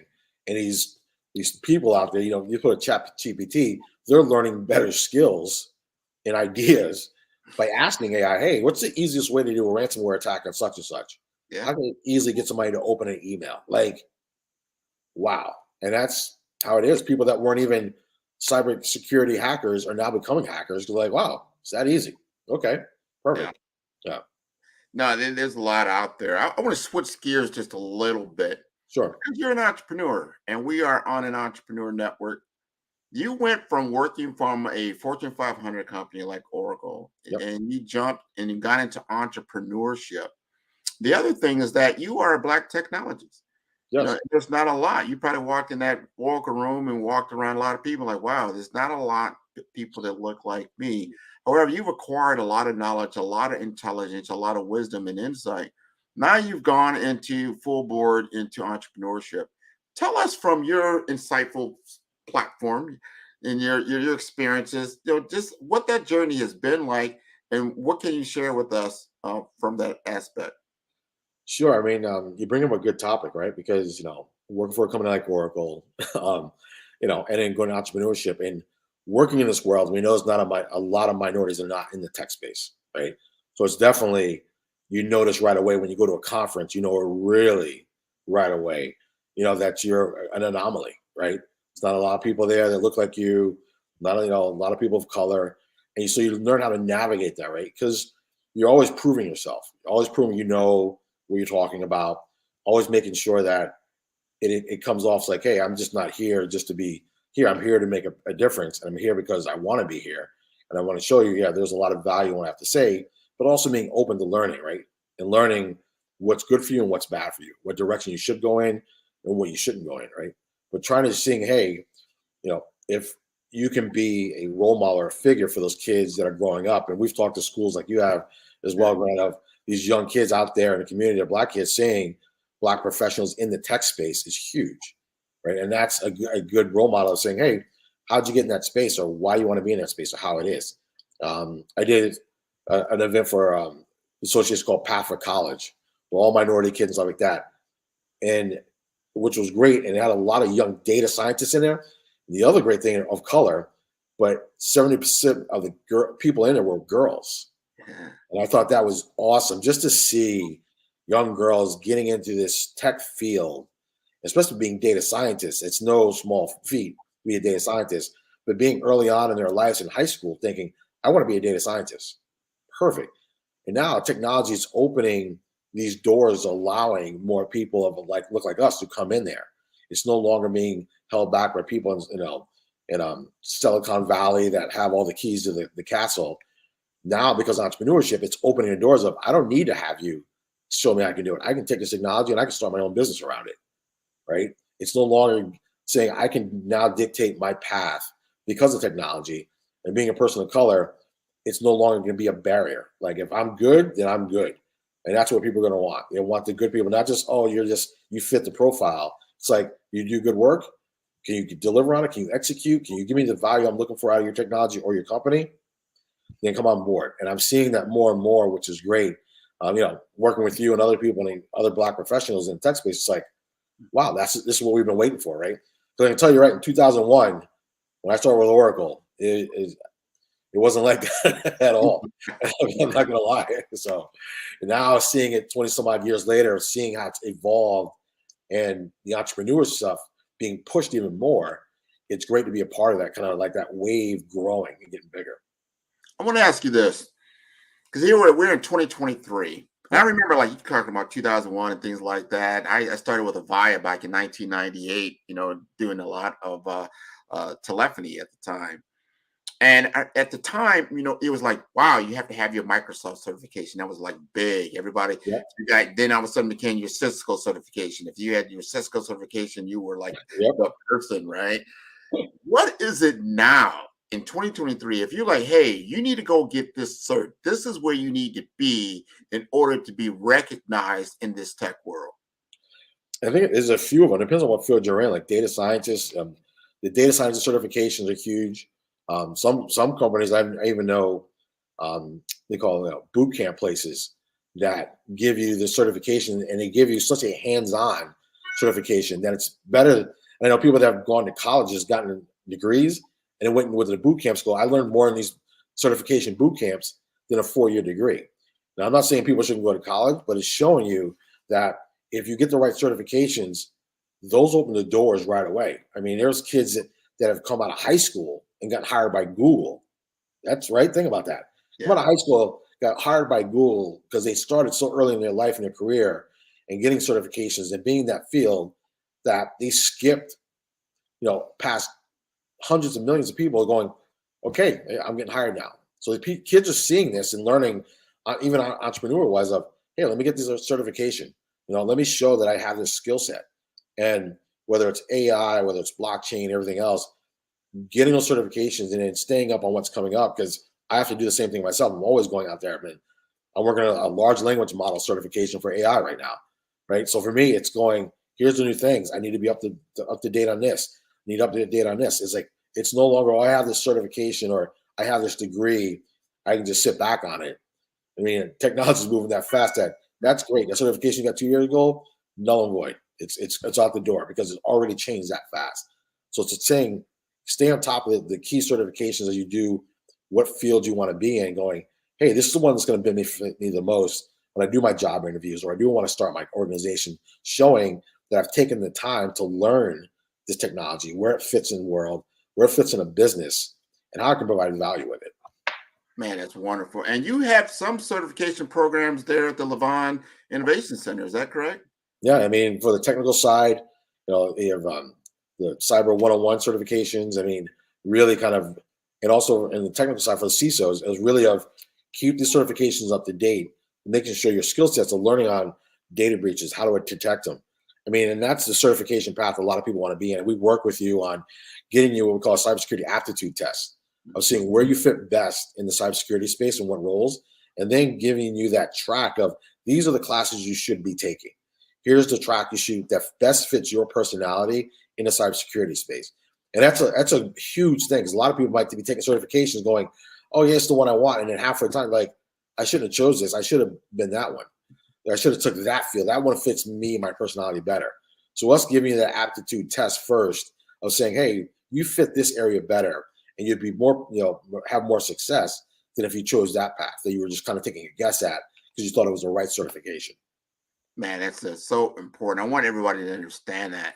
And it kind of, I saw this go through a couple of tracks before. It's like, yeah, you need to have, your degrees and your advanced degrees and things like that. And then all of a sudden, no, you need to have your cert, you need to have your certification, you got to, be able to apply the knowledge. And now it's like you need both of these things coming together as they move forward. And to your point, the technology is changing at such a rapid pace. Yeah.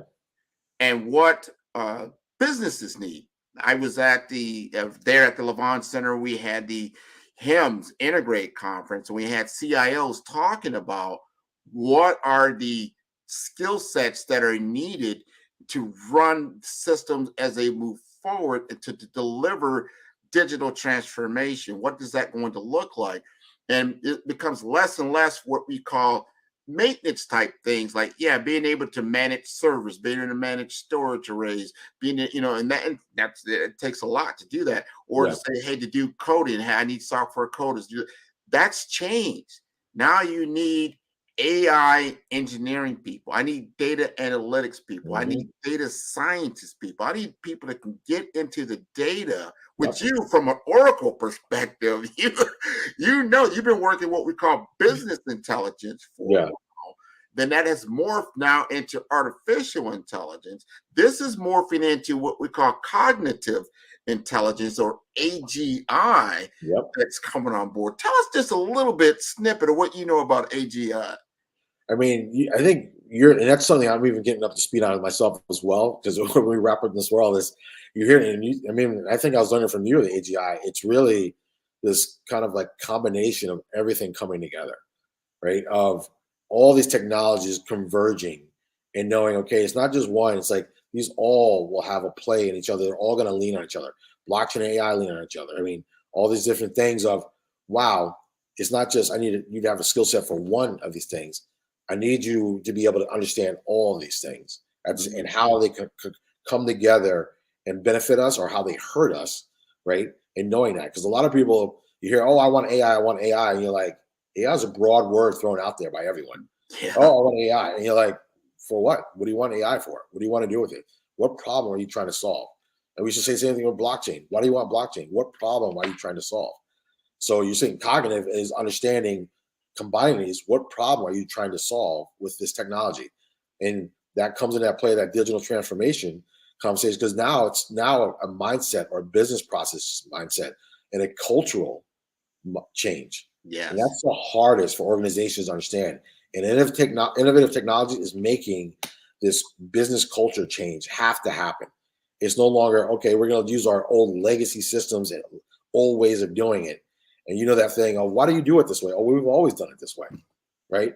We've always done it this way. That's, but now you can't say that anymore. So you bring in new technology, you can't no longer say, we've always done this. Like, no, you need to be like, okay, this is the new way we're going to be doing things, right? And it's how do you get people on board to that? Because change is hard and business change is even harder. You know this, people we talk to out there. And you're like, oh, well, I don't, we'll stay with this. And you're like, the train has left the station, right? The train has already left the station. You're behind. You need to get this small trolley to try and catch up, right? Because you're way behind. And in another 2 years, you're going to wish that you hopped on the train when it was starting, right? And you started preparing yourself early on and knowing, hey, here's the things we need to be aware of, right? Here's the things that are going to impact our business, not now, but 5 years from now. If we're not doing it, we're already way behind. It's too late at that point. No, what you said, the disruption cycle is happening quicker. Yeah. It's like I'm going to run out here and sell 8-tracks and cassettes. Really? Even CDs, right, are gone. Yeah. Or all this little. So you can see that's why I think technology, if you look back, and I encourage the audience, just look back even 10 years ago and see the dramatic shifts and changes that have happened in just a decade. Now you start looking at what has happened just in the last 12 months. Just in the last 12 months. Yeah. Because everyone's talking about AI integration now, right? Because generative AI or ChatGPT. Well, guess what? That technology has been around for 20, 30 years. It's now getting its legs. Why? Because another technology has enabled it. What's that? It's called cloud computing.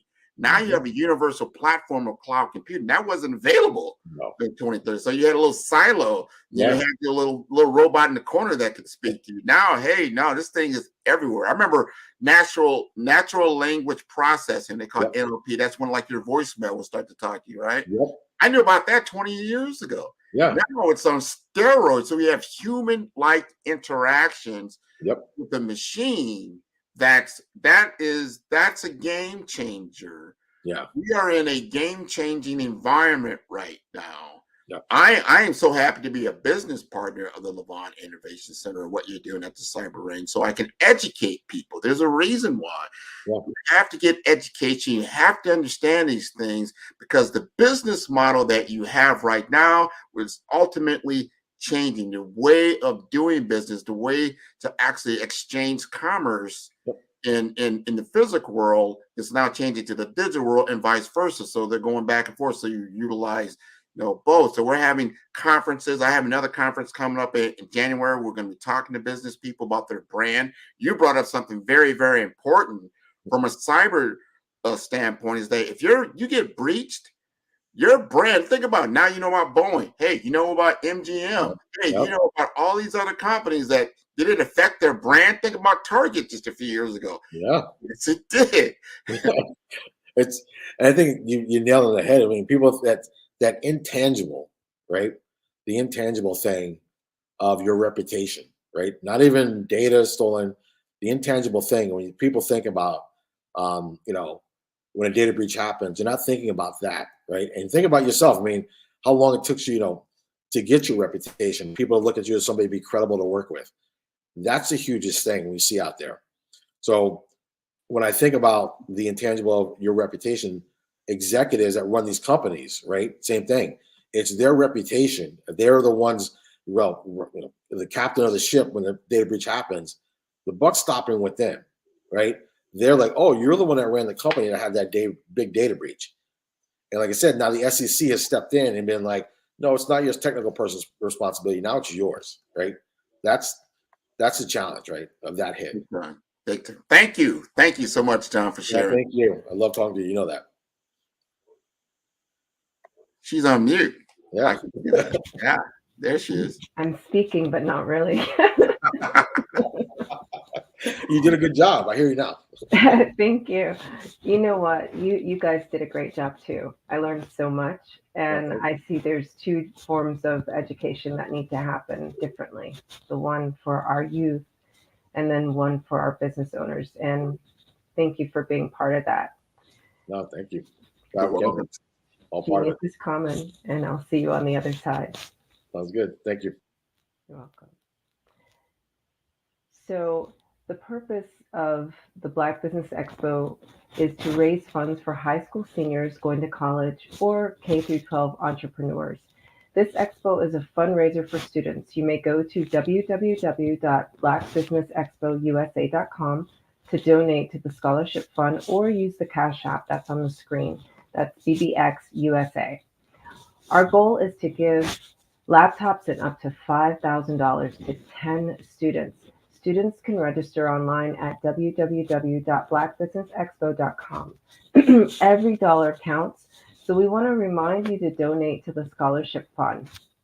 And we'd like to thank our Black Business Expo USA sponsors, NC100, Moody Capital Partners, Suede Soul, BDM Media, Lotus Rocher Coaching and Training, Carolina Virginia Minority Supplier Development Council, Step Management, Urtis Edecus LLC, BHS and Associates, Margie McLean Foundation, Inc., Genius is Common, Earth Essentials, Malane Shaney Global Executive Women's Success Institute, The Quality Coaching Company, Superwoman Business Services, Creative Force Studios, Lee Entertainment, Artistic App Design, Black Business Expo USA, Genius is Common, and I'll see you on the other side.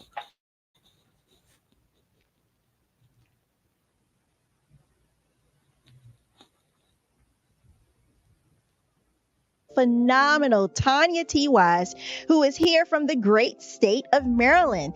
Tanya, welcome and thank you for being with us today. Can you indulge our audience a little bit and tell them just a little bit more about who you are and what it is that you do? Well, I love being able to talk to people and have a magnetic attitude, being able to just show them. So I always like to say, level up is Coach at Tanya T. Wise here. So can you tell our audience, just give them a teaser about what your presentation will be about? So my philosophy is that we should all be living our dream life.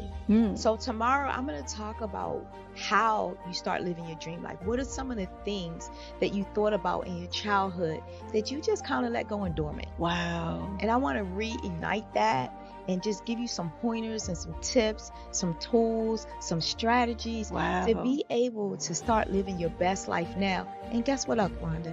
And leave an inheritance for your legacy. Oh my goodness. Okay, I know that's resonating with a lot of people. I've heard that you have a dynamic coaching program. Can you tell us a little bit more about that? Absolutely. So our coaching program help people that have the lack of time, that lack strategies, and lack the confidence to go after their dream life. So we help them implement tools, we help them implement strategies, as well as give them resources so that they can live their best life now and leave that inheritance. Wow. Oh, I love that. I love the leave the inheritance part. Listen, you are dropping some major nuggets, and I know a lot of what you're saying is resonating with a lot of people, but I think we're all curious. How did you even make this transition into the speaking and coaching arena? What's the story behind this? So I started out in finance, and I realized that a lot of people don't necessarily go after their dream life because of the lack of finances or the education behind finances. But it wasn't until I lost my firstborn, my only son, that life changed for me. And where I was going after it all, living the corporate life, hit my 6-figure income and living in my dream house with my dream man, driving my dream car. I nearly lost it all when I lost my son. And so I realized it only takes one financial catastrophe that can change your entire life. That's what made me start All New Beginnings. Because no matter what's going on in life, there's a new beginning. And because of that, we develop a program called Wise Minded. My little slogan is, don't just dream it, Let's live it. If they want to connect with you or work with you, what is the best ways for them to be able to do that? Well, for my social media guru, you can connect with me on every single social media platform as Tanya T. Wise.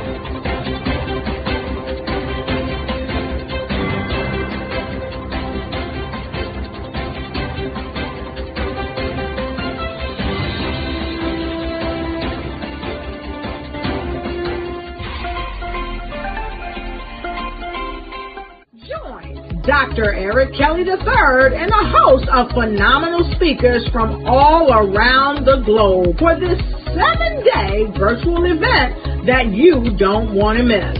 The mission of the Black Business Expo is to raise scholarship money from kids all the way from high school, all the way from college. The Black Business Olympics is one of the largest Black business showcases in the world. It is an opportunity for businesses and companies to showcase their businesses globally. We are going to be giving away laptops up to $5,000 away to students. Again, I'm Olivia Appleberry, the founder of 2 Cents Finance and one of the speakers for the expo. I am so excited to see you there. For more info, go to www.blackbusinessexpousa.com or call 919-308-9090 and hope to see you there. I am Black Business. From the moment I wake until the time I sleep. Yes, I am Black Business. I am Black Business. Tell me, are you Black Business? I am Black Business. Do you support Black businesses? Listen, I support Black business because I am Black Business. Black Business Expo, one of the largest business showcases in the history of Black business in the world. The world!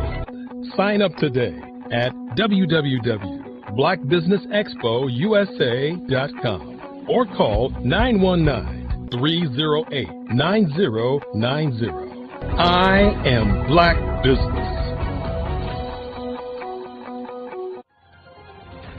I am Black Business. From the moment I wake until the time I sleep, I am Black Business. I am Black Business. Are you Black Business? I am Black Business. Do you support Black businesses? I support Black business because I am Black Business. Black Business Expo, one of the largest business showcases in the history of Black America in North Carolina. Sign up today at www.blackbusinessexpousa.com or call 919-380-9090. I am Black Business. I am Black Business. From the moment I wake until the time I sleep, I am Black Business. I am Black Business. Are you Black Business? I am Black Business. Do you support Black businesses? I support Black business because I am Black Business. Genius is common. And my genius is I'm a visionary strategist. The Black Business Olympic Network, as well as the 2021 Black Business Expo USA, is led by the remarkable Dr. Eric Kelly III. It is a 7-day, 24-hour virtual event that you don't want to miss. Hi. I'd like you to imagine with me, if you will, opening an app where you can collaborate with like-minded individuals from around the world, get inspiration and in-app tools to launch and grow your business, as well as share your knowledge and earn compensation, all in one app. Well, the name of that app is Truso, short for Truly Social. Hi, I'm Matthew Newman, the founder and CEO of Truso. A new concept in social media, Truso is designed from the ground up to be a platform that's both social and empowering for all its users. How exactly do we do that? I'm glad you asked. First, Truso brings the world together via video. Psychologists assert that video provides a significantly more effective connection than audio only.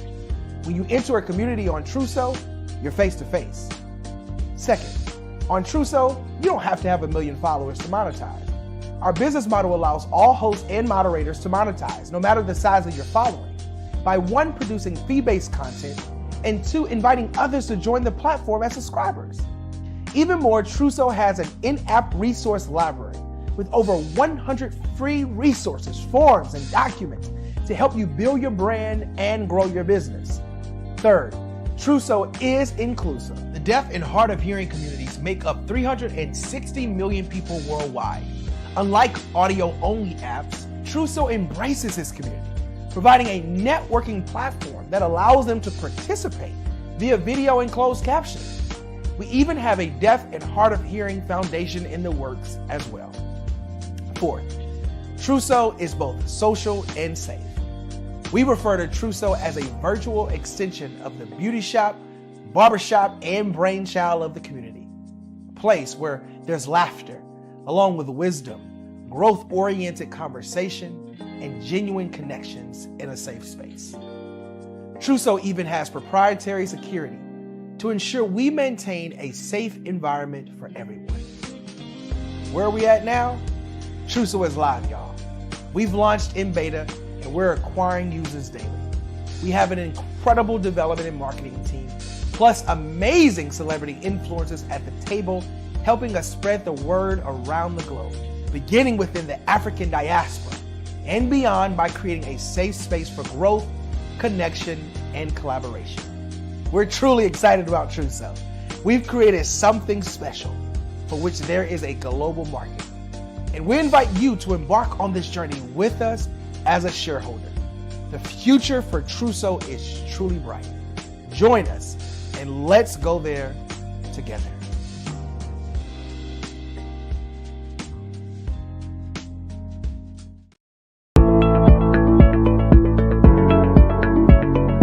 Prepare for what's coming and dominate in economic winter. Stand strong and thrive by showcasing your great products and services globally through the Black Business Network and Black Business Olympics. The Black Business Network has showcased over 2,000 companies with over $7 billion in sales each year. Over 10 million attendees have viewed the rebroadcast each month. Through the Black Business Olympics, unique styles of business training and mentoring are turning students into business owners and entrepreneurial warriors who will dominate in any economy. Gain the ultimate advantage of the Black Business Olympics, 7 days of unbelievable topics and speakers speaking around the globe. Donate your time and experience to provide expertise and scholarships to students worldwide and change the world. Now, more than ever, new insights, tools, strategies, and capabilities are needed. This is your chance for a major presentation to the world. Fill out the form and join the more than 2,000 speakers who have presented to over 200 countries. Join the Black Business Network streaming live into the metaverse, STEM City, Black Multiverse Enterprises, Hulu, Amazon, YouTube, iHeartRadio, Apple, Facebook, LinkedIn, Pod TV, IBM TV, Spotify, and Google Podcasts. Sign up today. Spaces are limited, and we will see you there.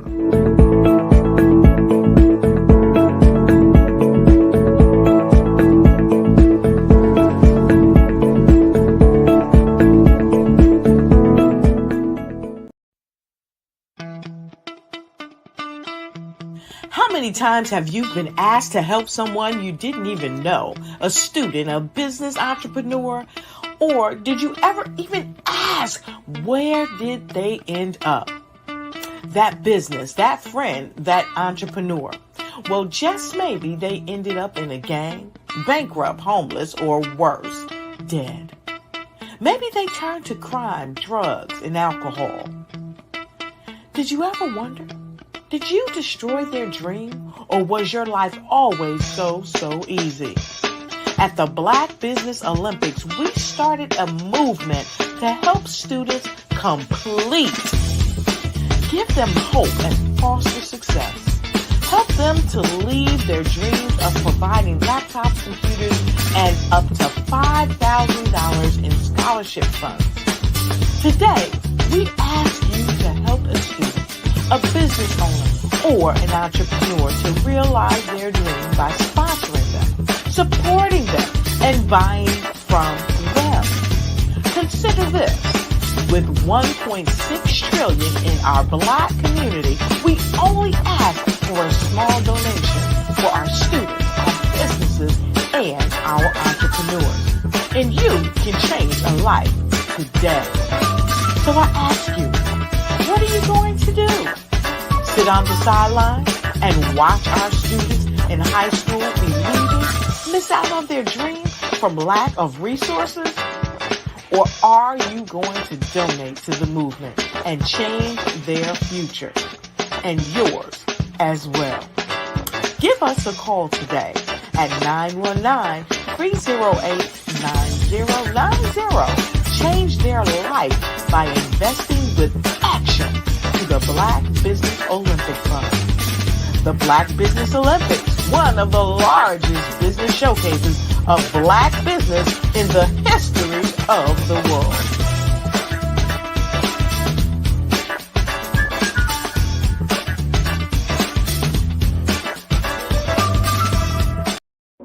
Ladies and gentlemen, and fellow professionals, please allow me to introduce myself. I am David Jones, the co-founder and CEO of the Hello LLC, where I am passionately dedicated to guiding individuals and businesses toward their own return on time investment. Time is my only competition. With over 20 years of experience as a corporate C-level executive, I bring a wealth of knowledge and expertise to the Hello LLC. My career journey has been marked by a relentless pursuit of excellence in marketing, strategy, and business management leadership. I have had the privilege of working with renowned Fortune 500 companies such as Xerox, American Airlines, Hilton, and Geico. However, what truly drives me is the transformational work we do at the Hello LLC. We are pioneering a new approach to business in the metaverse, where we empower businesses and individuals to build strong foundations, automate their processes and systems, while thriving in the ever-evolving digital landscape. More than just a 3D digital marketing agency, the Hello LLC is truly a community built on love, kindness, and integrity. We want more for you than from you. As I often say, collaboration is the new competition. In an era where time is the most precious commodity, I am here to guide you toward your own return on time investment, because if time was sold in stores, it would be sold out. With a deep commitment to excellence and a strong belief in the power of community, I don't just lead a company, I lead a movement into the future of business. Ladies and gentlemen, it is both an honor and a pleasure to be your guide on this remarkable journey. I am David Jones, and together, we will embrace a future marked by success, collaboration, and the transformative work we do at the Hello LLC. Hello stands for helping everyone live life optimally. So, let's make that pivot together and start living life optimally. Today.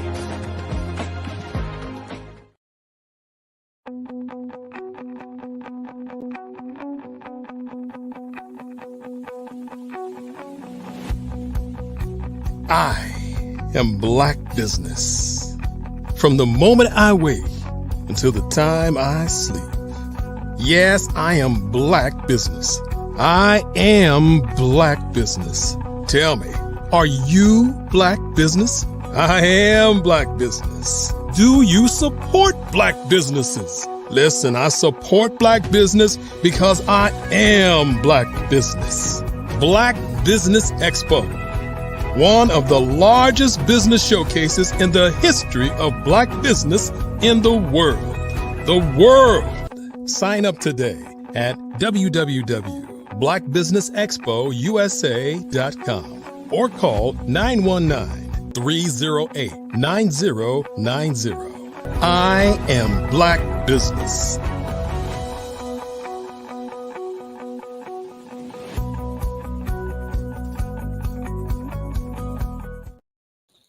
Good morning, business owners, entrepreneurs, thought leaders, and corporations. Welcome to the Black Business Network. My name is Cordelia Gaffar, and I'm your business moderator for this morning on the Black Business Network. The Black Business Network is a 24-hour network showcasing Black businesses, business owners, entrepreneurs, and thought leaders worldwide. We have speakers from North Carolina, London, Singapore, Africa, Japan, and cities all over the United States. The Black Business Network is a global community sharing its business knowledge to empower, inspire, and educate businesses about business.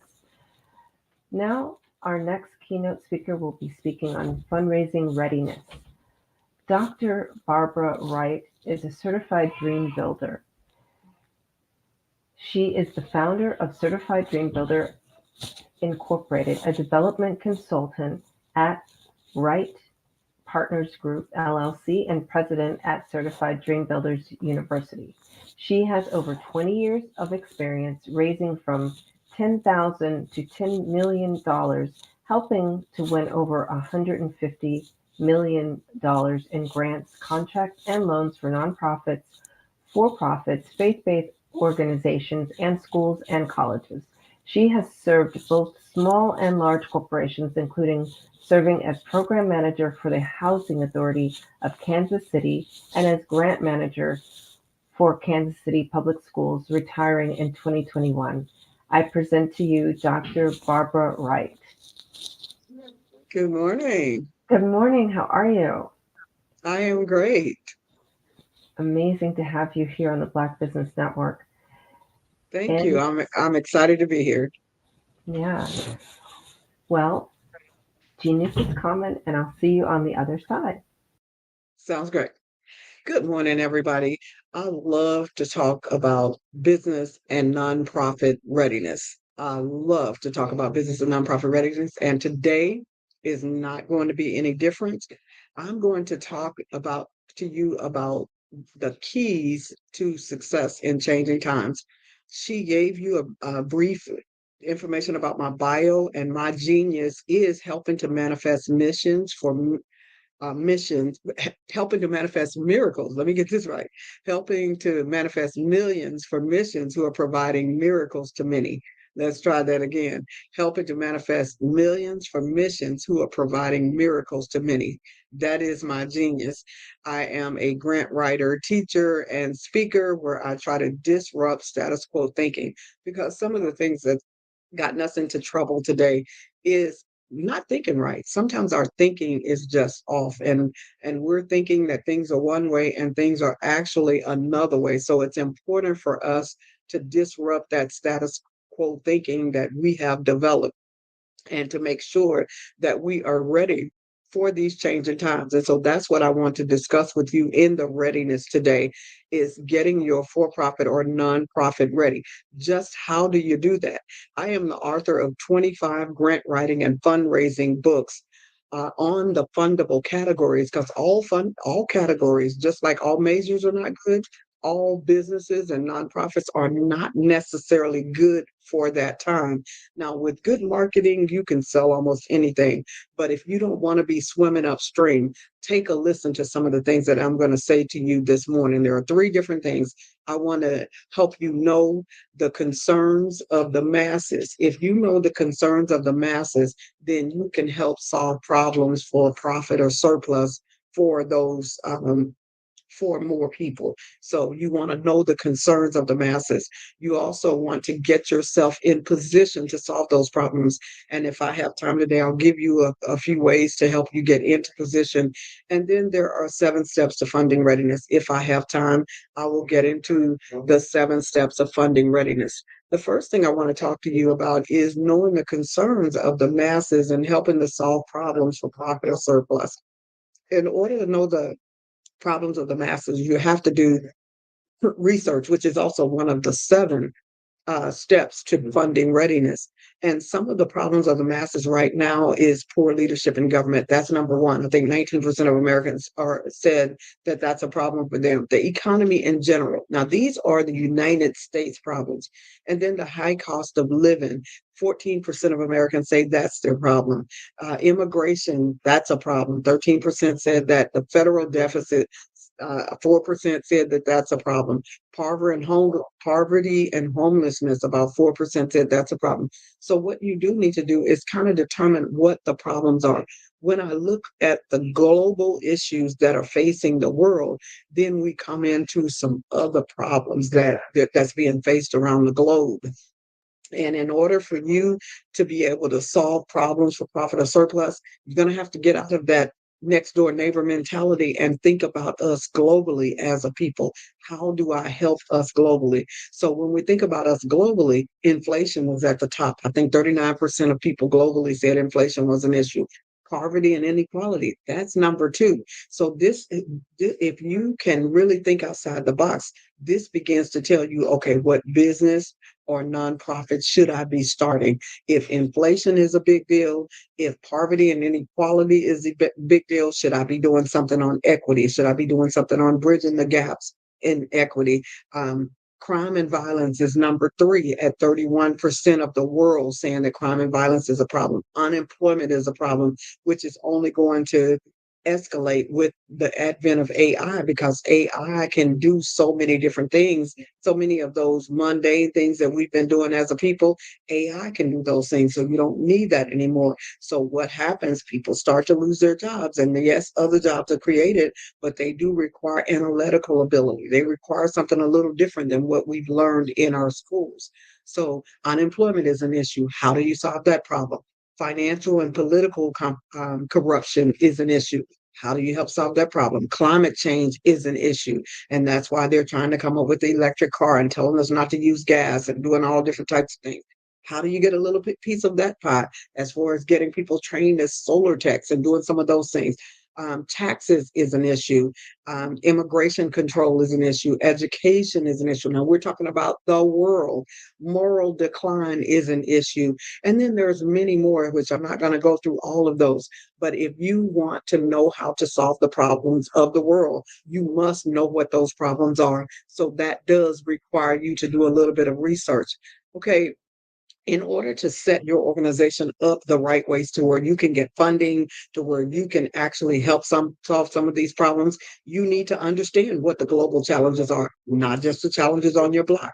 You need to understand what are the new innovations and technology, and begin to embrace the new technology and how you can pass that on to the masses. You need to develop sustainable practices, which means that you will be able to keep going. So maybe you get a grant, maybe you get some funding. How do you keep it going? Making sure that you consider that carbon footprint that they're talking about, and you want to make sure that you're recycling wherever you can. So those are some of the sustainable practices. Stakeholder engagement. How are you going to involve those people that you are trying to serve? You can't say, I'm going to provide this to those people, and you haven't even talked to those people. So you have to make sure that you have stakeholder engagement. Financial viability. How you want to ensure that your business model can be balanced over a long period of time. Walmart and Amazon, they had the practice of selling low priced items. Amazon went farther. They say people want low price items and they want them delivered quick so we can sell to the masses instead of just in our neighborhood like Walmart. Walmart have their prices, but they sell just in the neighborhood. And now they're starting to do like Amazon. They're selling, worldwide. So they don't even have to be open 24 hours anymore because they sell worldwide online. But Amazon got it figured out rather quickly. So is your business or model or your nonprofit model, is it financially viable? Are you able to adapt your leadership? Because right now people don't want to work 9 to 5. How can you adapt your leadership style to where you can improve your organization? You have to develop partnerships and collaboratives. Transparency and accountability is important right now. There's lots of things going on in the world, and so you do have to learn to be more transparent and accountable. And then diversity and inclusion. Most of us are open to diversity. Most minorities, most Blacks are open to diversity, and so we don't have to worry about that as much. But sometimes we can be kind of closed-minded about opening up to other people. So diversity and inclusion is extremely important. And then continuous adaptation. Anytime you're living in a society where everything is changing around you, if you want to be fundable, if you want to keep your business or your nonprofit going, you must be able to adapt. Okay, so what are the 7 steps to getting ready for funding in changing times, knowing that we've got all of these issues that we are looking at? How do you get yourself ready?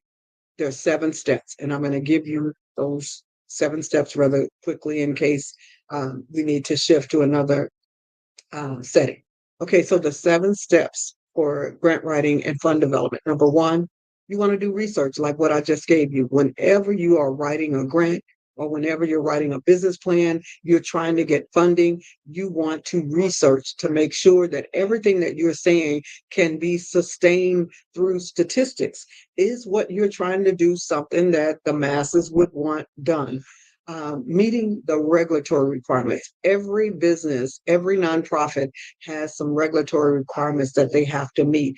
Have you met your city regulatory requirements? Have you met your state regulatory requirements? Have you met your federal regulatory requirements? Are you continuing to meet your federal regulatory requirements in cities and state? Because if you don't, you will lose all of your credentials. So you want to make sure that you are meeting those requirements. Number 3 of the 7, you want to make sure that you become credible. And to become credible, you need to have your phone number, your business name. You need to have a social media presence so that when people put your name in, they can find you. Because I guarantee you, when you're talking these days, people are looking you up. So you can't just be talking. You've got to make sure that you are on point by being credible.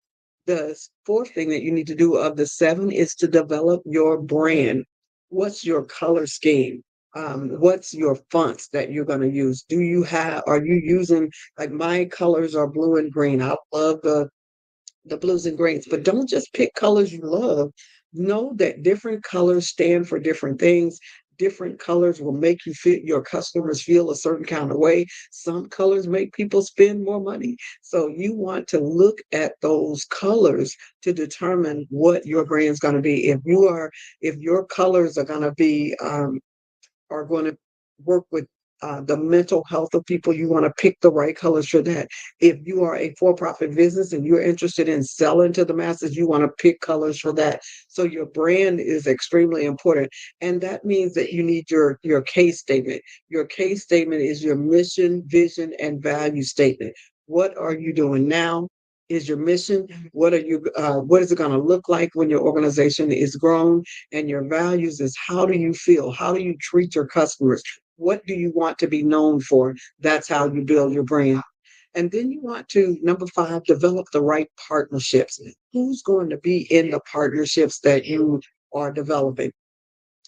Your partners may be nonprofits, for-profits, government and community agencies, faith-based organizations, and in schools. So you definitely need those 5 types of partners in your partnership. Who are those people? Some of us want to go get our cousin Nook and Ray and them. Them going to be our partners because we're going to keep this thing close to us. We're only going to do, no. You have to expand, become partners with the housing authority, become partners with the hospital, become partners. And you may think because I'm Black, nobody's going to partner with me. That is not true, because remember, you are solving problems for profit or surplus. And if you know what those problems are, and you are able to help solve those problems, people are going to want to partner with you.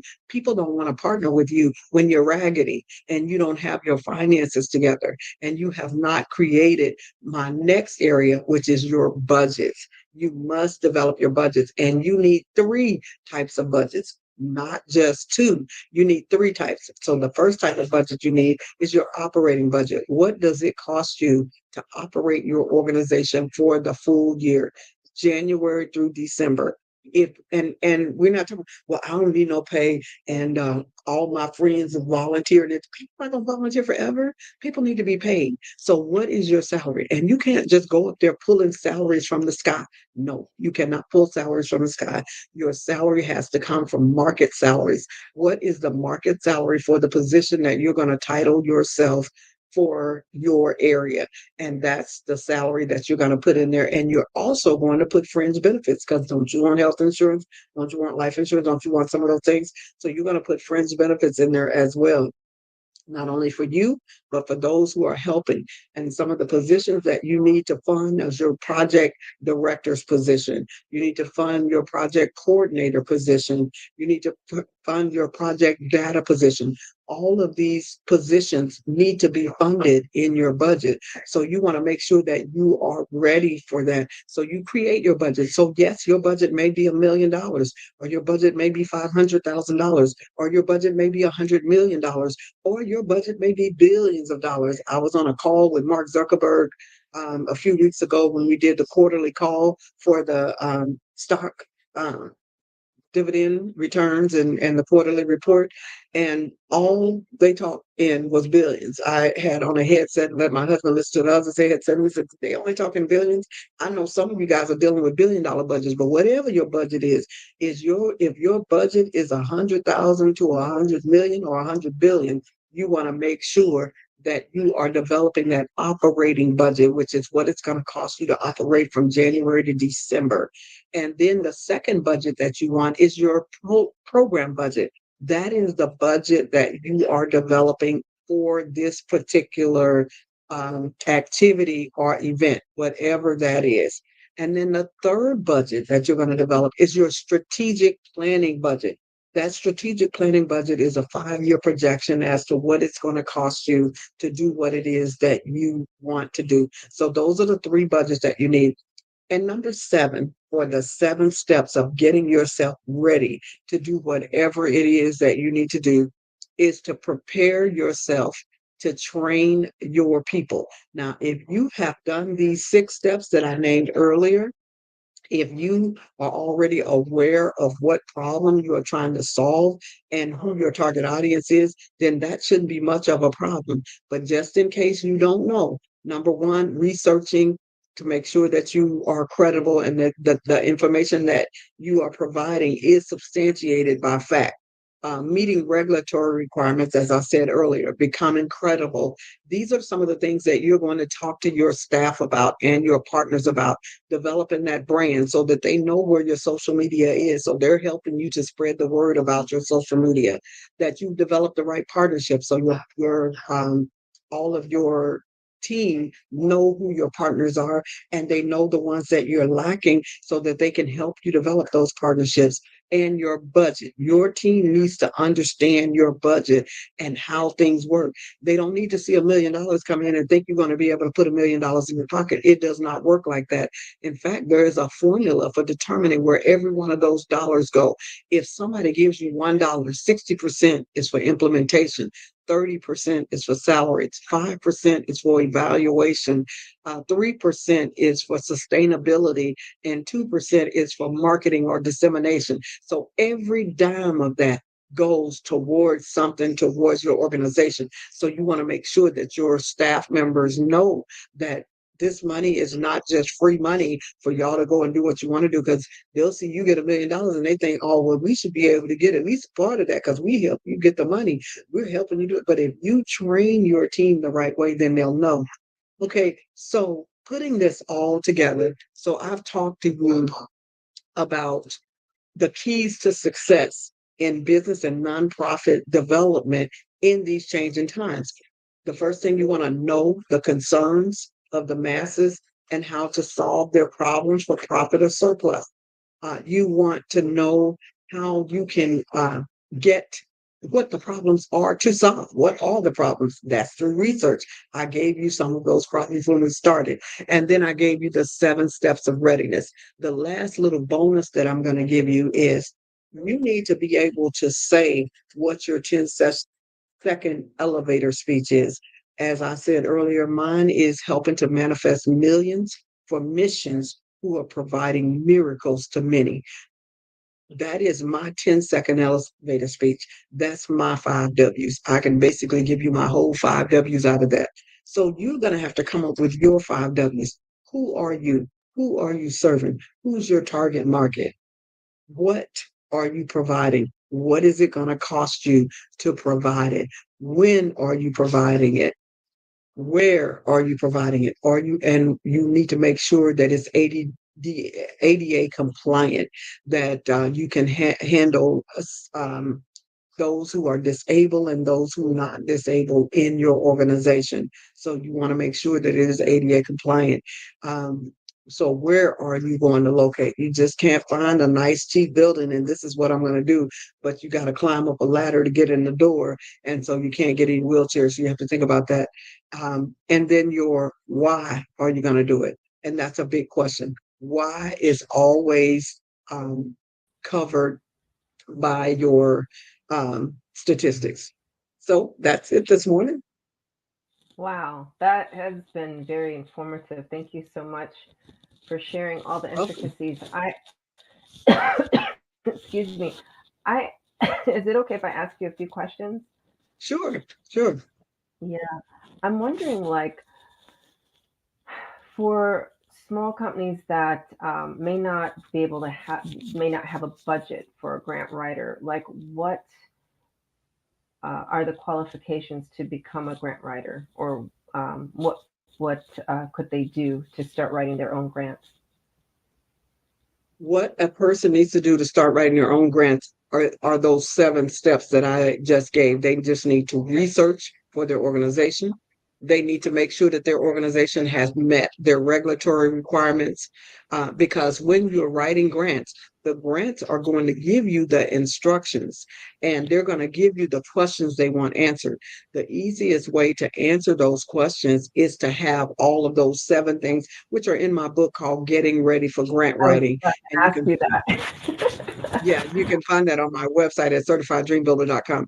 But the Getting Ready for Grant Writing requires you do 7 steps. So those are the 7 steps I just gave you. Researching to make sure that what you are doing is something that the masses need, and then meeting regulatory and making sure that it's going to solve a problem. What is today's problem and how can I solve it?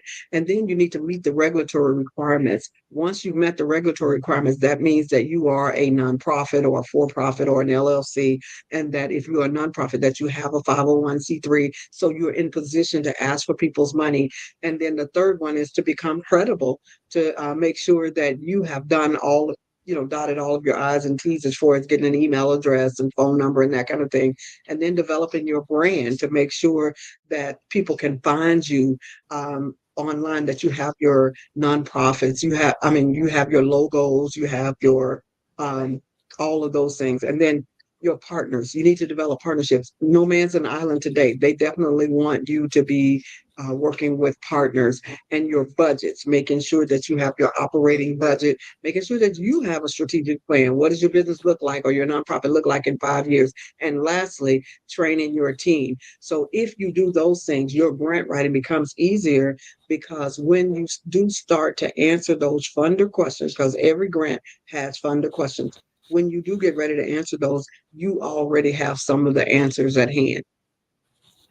Yeah, I can see that. And So what how did you decide to get into grant writing? I know that your 10-second, you want to help, your mission is to help, wait, your mission is to help Manifest millions.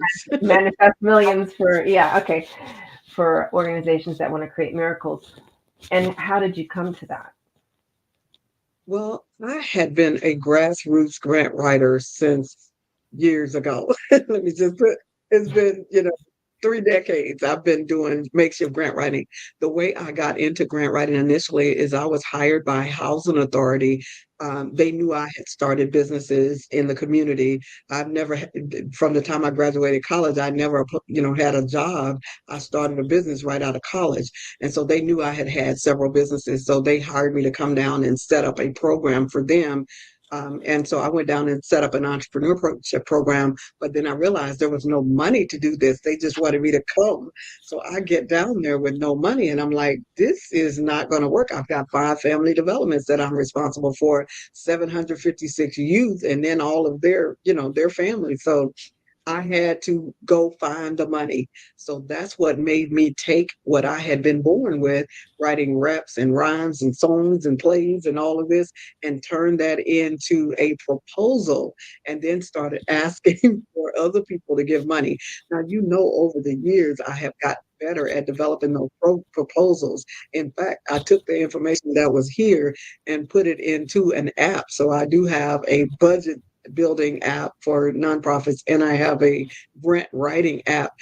The unfortunate part is right after I put the grant writing app out, AI came out, and I thought, oh my God, that's over.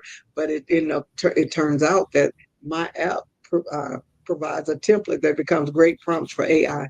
But that's how I actually got started. Is I went to Housing Authority with everything that I needed, and I was able to go around to the community. What people don't realize is a lot of people have already gotten grants, but they're not able to meet their deliverables because they didn't think about this, that, or the other. So sometimes you may not even get your own grant. You may become a benefactor of somebody else's grant because you can go in and provide the programs, products, and services that they said they were going to provide and didn't realize it was going to be harder than they thought.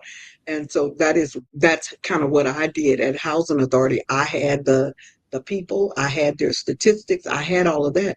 People were looking for partners, so we became a great partner. Later on, I taught for 14 years business education.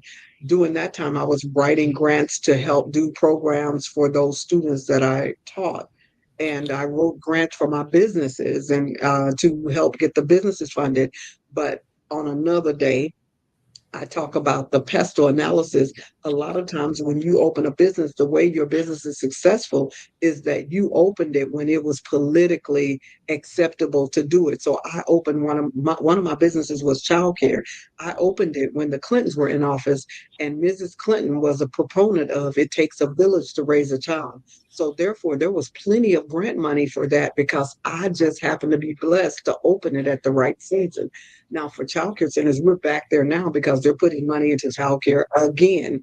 But at that time, they were definitely pouring money. Money was pouring. So what you want to do is if you really want your business or nonprofit successful, you want to be where the money is pouring.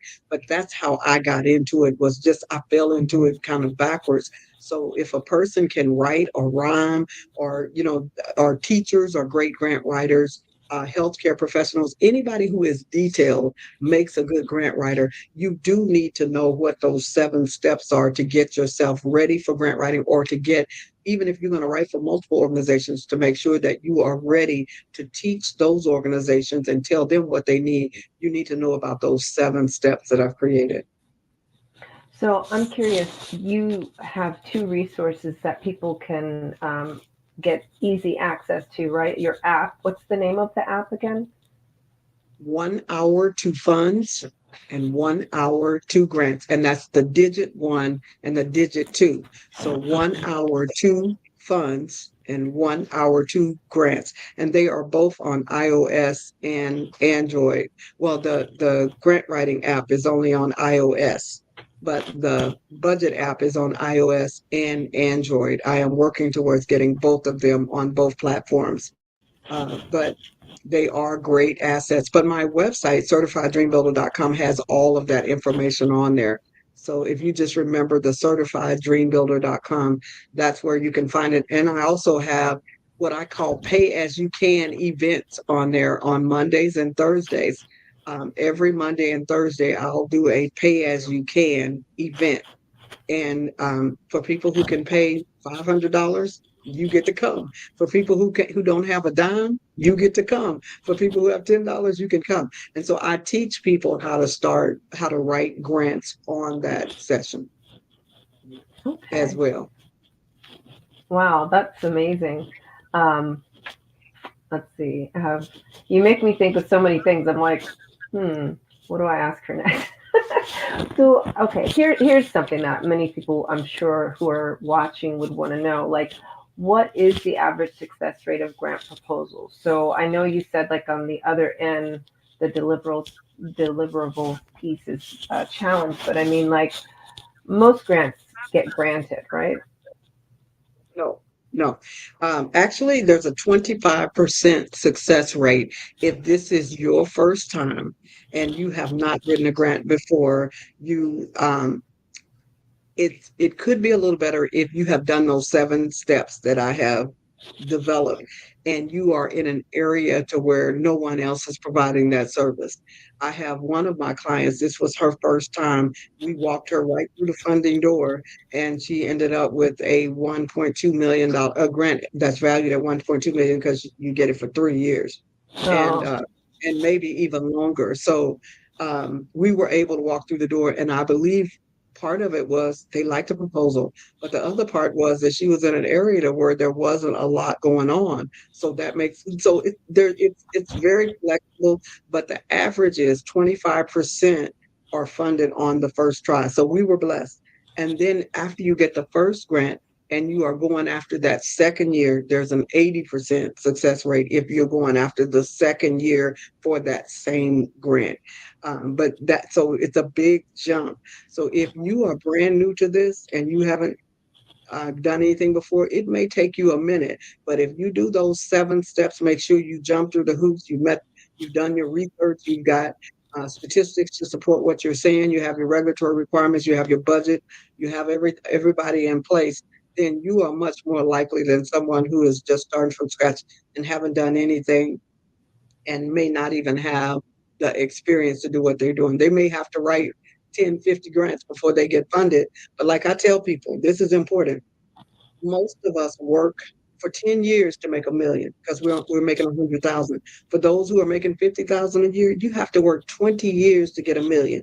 So if it takes us 1 year, 6 months to a year, 2 years, 3 years to get $1 million, you're ahead of the game to help you run your organization to where you can get more pay than you would get on that job for 10 years. So that's kind of how I try to help people look at it, because a lot of people don't want to pay the grant writer, but the grant writer is worthy of their hire, especially if they know how to help you walk through those 7 steps. Yeah, and it sounds like that would be like a ramp up on many fronts, because in order to get the grant, it seems like it helps you to change the structure of your business too, right? It would be just more organized. Yes, I heard somebody, I was at a conference once and they were talking to executive directors of organizations and they was telling them, you all are just raggedy. You're just raggedy. So you don't want to be a raggedy organization. You want to make sure that you know your who, your what, your when, your where, and your why. And the what includes the how much is it going to cost you to deliver your program.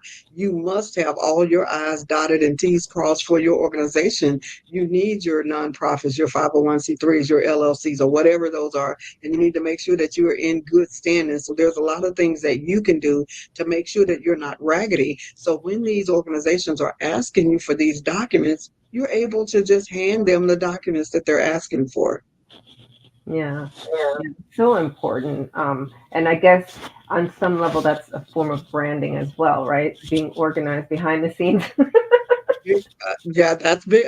Branded and being credible, meeting those regulatory requirements. Yes, all of that is a part of not being raggedy. You can't be a raggedy business.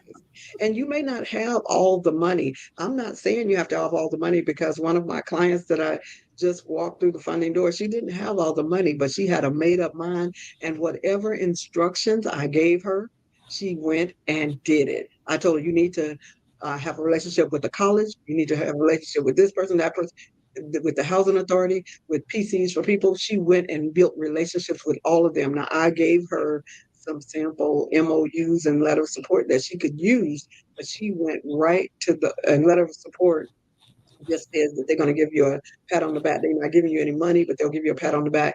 And an MOU says that they're going to be exchange something with you. So she was able to get those MOUs and the letter of support for each one of those organizations without a problem. And in most cases, the reason you can't get those is because you're raggedy and you haven't put things down on paper. So we were able to put her goals and her objectives and mission statements, everything down on paper. So when the organization looked at it, they said, "Oh, she's ready. Okay, we can help do that." Okay. And she Yeah, walked and it right also, through the door. yep, of course. And it also sounds like she was coachable, because sometimes, you know, Oh people, my gosh. Girl, you said it. That ain't nothing but a word. That's exactly right. She was coachable, because it is very difficult when I get people that are not coachable, even though their organizations should be a lot further along, they're not, because it may take them too long to get the job done. So we don't get the grant off in time because they did not do the things that they needed to do, or they're trying to do it at the 99th hour. And when you're dealing with a grant writer or fund developer, if they're the main person doing it and they don't have 10 people to help you get ready, it becomes a problem when people are getting things to you to the last minute. They may not make the deadline. So I had 5 due yesterday. 3 made the deadline, 2 didn't. And one was, just because they were kind of slow in getting things to me. The other one didn't have a specific number that I had asked them to get, and they wouldn't let the grant go through without that number. So it's extremely important for people to be coachable. yeah. Yeah. So I love everything that you're sharing, because it's like, now we know, like, you know, for all the people listening that are like, how come I just never got my grant? It's like, well, perhaps you have a structural change in order. Perhaps you're not coachable. Perhaps you don't believe in what you're doing, you know? And so, you know, thank you for just being completely honest and transparent about the entire process, you know, and sharing your story with us, because it's good to know who you have to be, right, in order to show up and create those miracles in the world. Yes, and it is a creation. Mm-hmm. Yes, it is a creation. In a partnership with a great grant writer. So that can help. That can help. But like I tell the people, I'm not writing for you. I'm writing with you.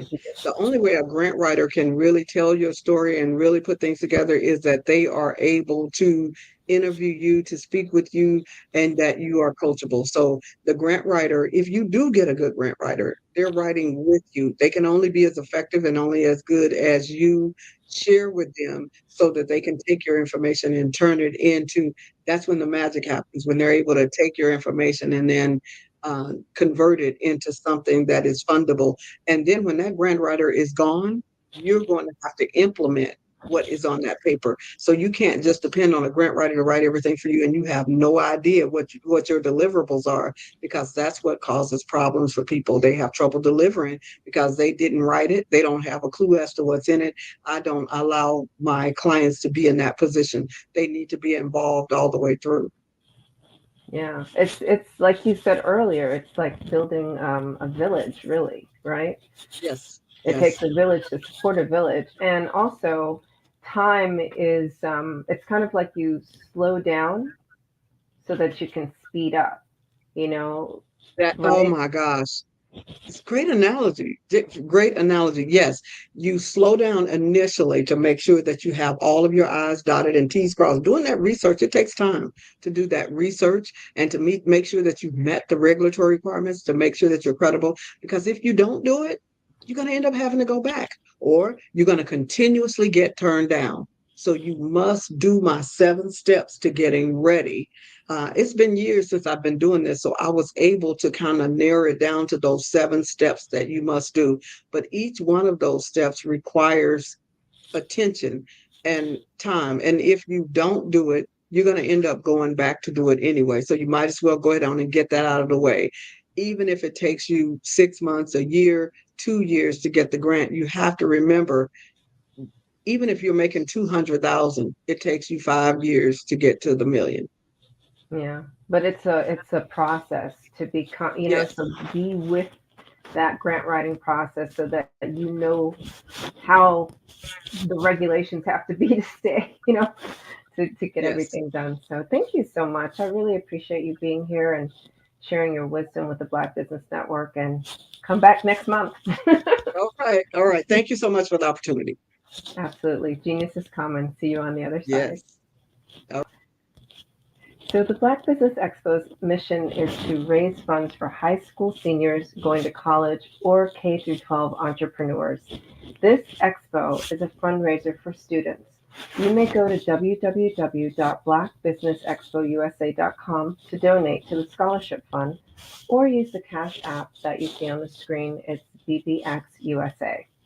Our goal is to give laptops and up to $5,000 to 10 students. Students can register online at www.blackbusinessexpousa.com. Every dollar counts. So we want to remind you to donate to the scholarship fund.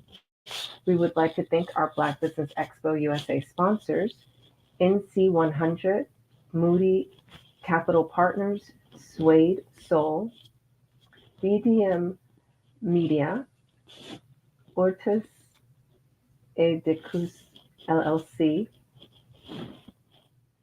Lotus Rocher Coaching and Training, Carolina, Virginia Minority Supplier Development Council, Step Management, Hello LLC, BHS and Associates, Margie McLean Foundation Inc., Genius is Common, Earth Essentials, Melaine Shaney Global, Executive Women's Success Institute, The Quality Coaching Company, Superwoman Business Services, Creative Force Studios, Lee Entertainment, Artistic App Design, Black Business Expo USA, Genius is Common, and I'll see you on the other side.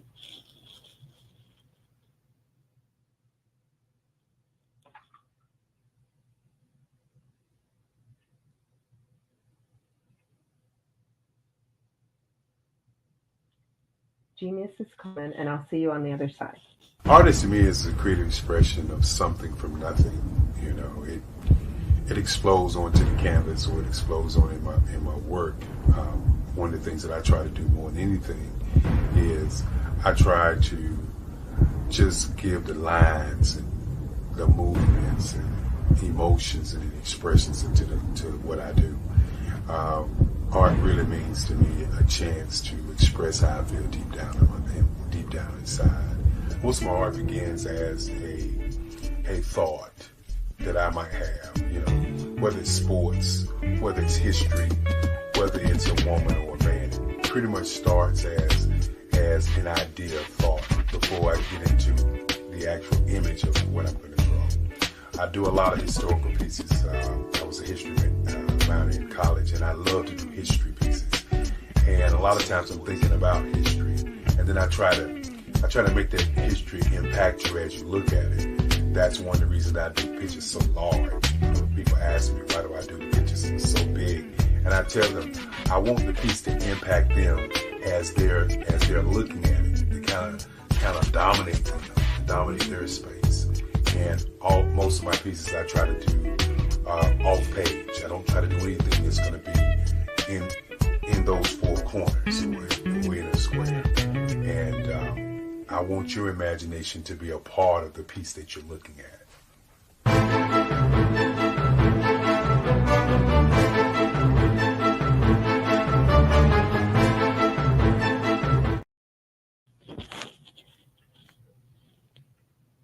Good morning, and business owners, entrepreneurs, thought leaders, and corporations. Welcome to the Hello, Black Business. I am Dr. Eric Kelly III, the visionary strategist and founder of the Black Business Olympics. I invite you to showcase your Black-owned businesses on the Black Business Network global stage. The Black Business Olympics is a global Black Business Network platform that propels Black-owned businesses into the international spotlight. By showcasing your business on the Black Business Olympics platform, you can reach a worldwide audience of potential customers, partners, and investors.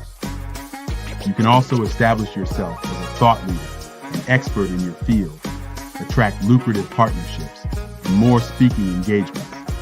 In addition, the Black Business Olympics platform provides a valuable opportunity to connect and collaborate with like-minded entrepreneurs and business professionals from around the world. This can lead to new business opportunities, ideas, and relationships. Finally, by sharing your story and expertise on the Black Business Olympics platform, you can inspire and empower others.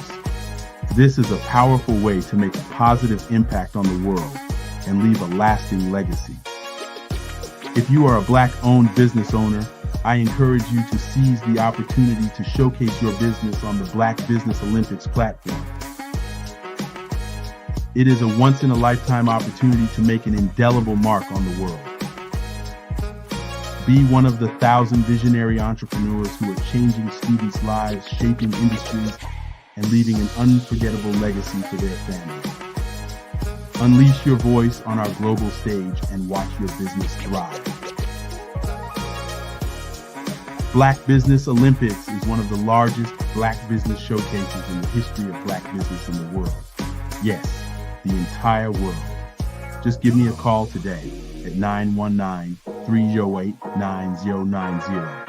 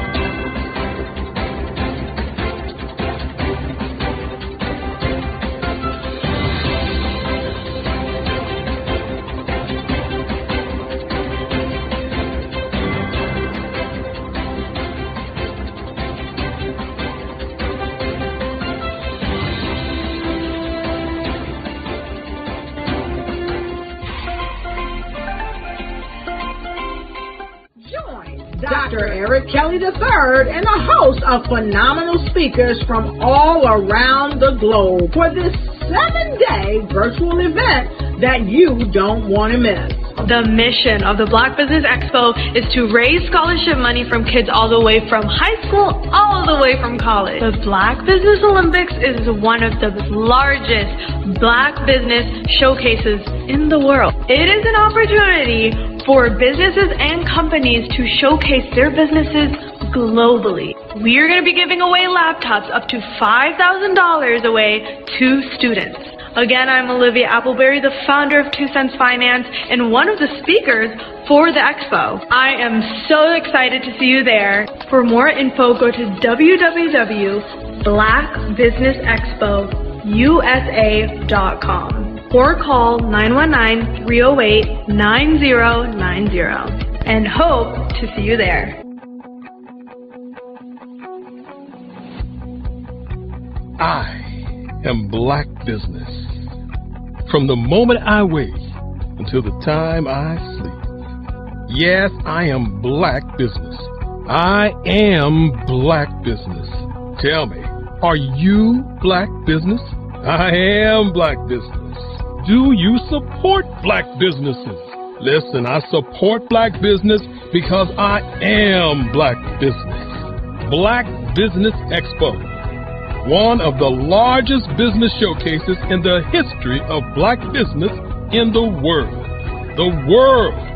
Sign up today at www.blackbusinessexpousa.com or call 919-308-9090. I am Black Business. I am Black Business. From the moment I wake until the time I sleep, I am Black Business. I am Black Business. Are you Black Business? I am Black Business. Do you support Black businesses? I support Black business because I am Black business. Black Business Expo, one of the largest business showcases in the history of Black America in North Carolina. Join Dr. Eric Kelly III and a host of phenomenal speakers from all around the globe for this 7-day virtual event that you don't want to miss. The mission of the Black Business Expo is to raise scholarship money from kids all the way from high school, all the way from college. The Black Business Olympics is one of the largest Black business showcases in the world. It is an opportunity for businesses and companies to showcase their businesses globally. We are going to be giving away laptops up to $5,000 away to students. Again, I'm Olivia Appleberry, the founder of 2 Cents Finance and one of the speakers for the expo. I am so excited to see you there. For more info, go to www.blackbusinessexpousa.com or call 919-308-9090 and hope to see you there. I am Black Business. From the moment I wake until the time I sleep. Yes, I am Black Business. I am Black Business. Tell me, are you Black Business? I am Black Business. Do you support Black businesses? Listen, I support Black business because I am Black Business. Black Business Expo, one of the largest business showcases in the history of Black business in the world.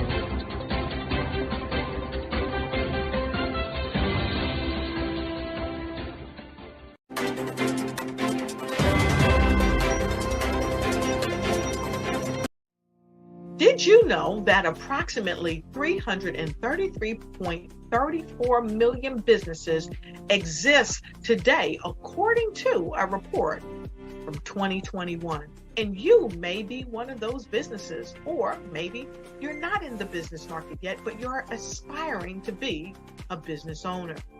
Well, guess what? You're in the right place at the right time. Because let's face it, everything is about timing and opportunity. Hi, my name is Dr. Lotus Richey, and I'm the CEO and founder of the Lotus Richey Coaching and Consulting LLC, along with the Lotus Richey Ignite Show. 15 minutes of success with Dr. Lotus Richey, as well as books to boom your business and bring who you are. And today, I want to bring this amazing message to you about the Black Business Network and the Black Business Olympics. See, the Black Business Network and the Black Business Olympics is designed to help people just like you, that's right, that look like me, to take their business to the next level. Not just in your front yard or your backyard, but globally. The Black Business Network and Black Business Olympics is designed not to just help you survive, but to help you thrive. So join us today as we come together with businesses all around the world to support our students, our children, our young teens, our young entrepreneurs. What we do is we come together to help raise funds for students who are aspiring to be business entrepreneurs, who are aspiring and who are thriving in college. We endow them with a wonderful opportunity to gain scholarship of either a laptop or several thousands of dollars. And we invite you to help be a contributor to this amazing opportunity to help someone that looks just like you. So join us today at our website and let us connect with you and help you ignite and take flight in every area of your life on the Black Business Network and the Black Business Olympics. I'll see you on the other side.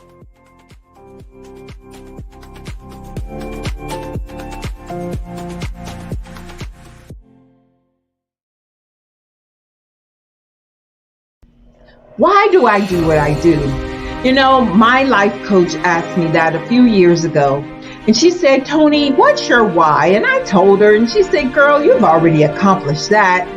Perhaps you need a new why. Hi, Tony Harris, Amy Hoydu with Say It Said Marketing, one of your students.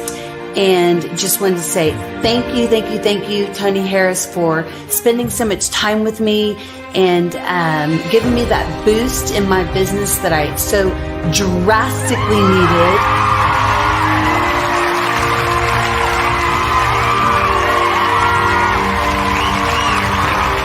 My why is to touch, move, and inspire my clients to take drastic steps to be better than they were before they met me.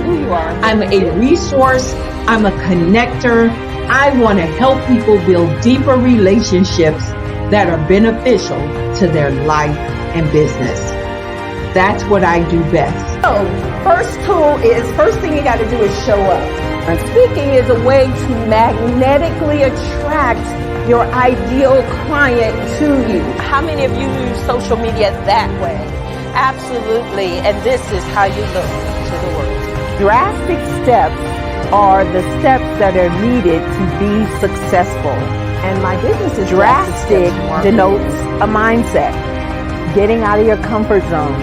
Doing something that you don't necessarily feel comfortable doing, want to do, but you know it's a necessary step to be successful in your business. I get the most satisfaction when I see my connections flourishing into relationships long after I am gone. Hi, my name is Jasmine Augustine with Media Jasmine, and I've joined several networking and referral groups in the area. And Network in Action Northeast Houston with Tony Harris Taylor is one of the best organizations that I've joined. I love that piece of what I do, and it is what fuels my fire.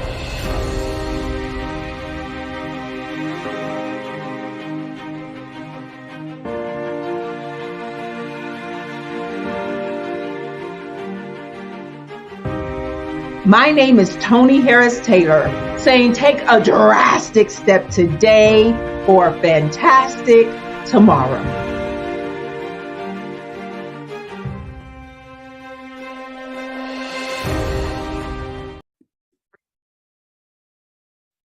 Hello, I'm Dr. Madeline Ann Lewis, President and CEO of the Executive Women's Success Institute. And my genius is helping women accelerate the path to success. You know, I was blessed to have strong women in my life who encouraged, motivated, and pushed me to do my best and to never even think about giving up on my dreams. So I say to women, we must show up to rise up. We have talents and potential, but who will see them if we don't speak up and get noticed? I know that women are a tremendous resource on this planet, and there is nothing more fulfilling than helping a woman tap into her full potential. I do this because I want to be a part of helping as many women as I can to show up, to rise up. I do this because genius is common. I'm Kennedy Harris. My genius is being an entrepreneur. I'm the CEO of K-Lock, a company where I develop my very own line of kids supplements. I currently market my multivitamin for kids to help combat weak immunity. During the pandemic, research has shown that having a strong immune system is key to fighting off disease. My vitamins are for kids, but adults can benefit from them as well. I'm adding a proprietary blend to my supplement line. I want to create my own blend so that I have a competitive edge in the marketplace. Staying healthy is important to me so that we live longer and have healthier lives. My website is klockproducts.com. That is Klock. Genius is common.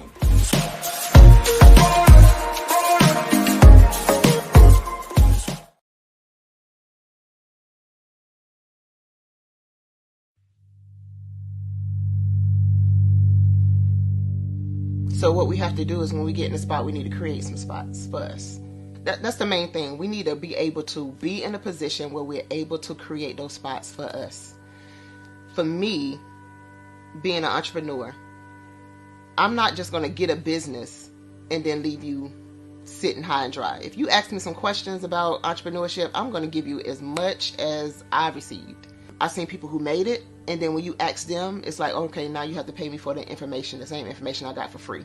We probably in totally different cities. There's no way that we're going to bump heads or anything. We're not competing. Bring me up with you. And so I just think that whatever education that I have, then I need to be able to give that to my own as well. So create the spots. You can create the spots when you get there.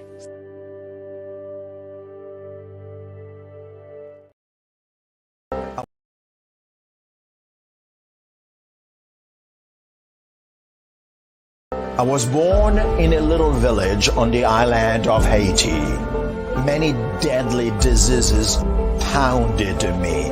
It is as if they were on a mission to end my existence on this earth. I refused to give up. In 1983, I left Haiti and came to the United States of America. And I came with $5, 2 shirts. I didn't speak any English. I came to Atlanta. I got a job. I was a doorman. I was a doorman with a dream. What I used to do, I used to come on stage. I'd rehearse this moment that I'm standing in front of you. That's the power of a dream. Maybe today is the day you begin acting as if you already have it. And then step out with full force. Take a risk. No condition is permanent. Don't let your situation distract you. You are chosen. You are called. You are born for a purpose in this life.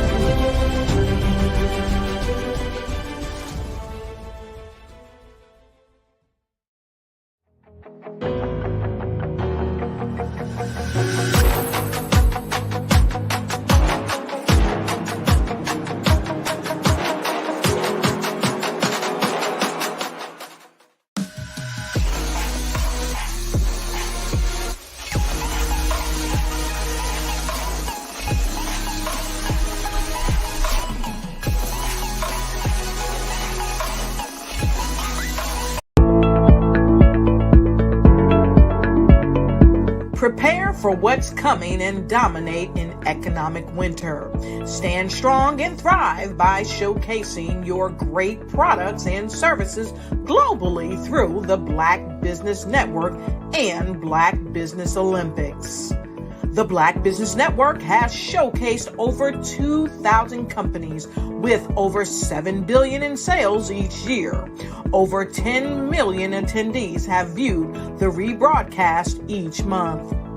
Through the Black Business Olympics, unique styles of business training and mentoring are turning students into business owners and entrepreneurial warriors who will dominate in any economy. Gain the ultimate advantage of the Black Business Olympics, 7 days of unbelievable topics and speakers speaking around the globe. Donate your time and experience to provide expertise and scholarships to students worldwide and change the world. Now, more than ever, new insights, tools, strategies, and capabilities are needed. This is your chance for a major presentation to the world.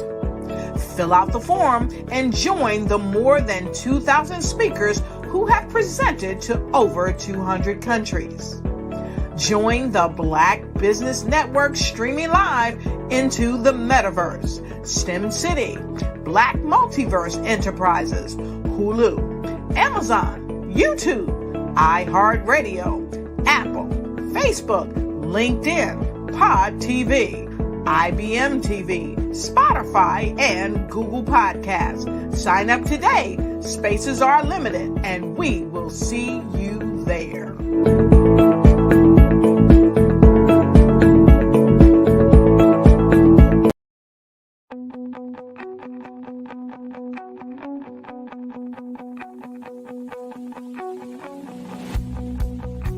I am Black Business. From the moment I wake until the time I sleep. Yes, I am Black Business. I am Black Business. Tell me, are you Black Business? I am Black Business. Do you support Black businesses? Listen, I support Black business because I am Black Business. Black Business Expo. One of the largest business showcases in the history of Black business in the world. The world! Sign up today at www.blackbusinessexpousa.com or call 919-308-9090. I am Black Business.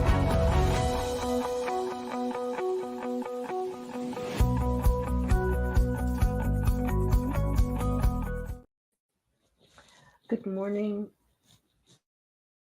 business owners, entrepreneurs, thought leaders, and corporations. Welcome to the Black Business Network. My name is Cordelia Gaffar, and I'm your business moderator for this morning on the Black Business Network.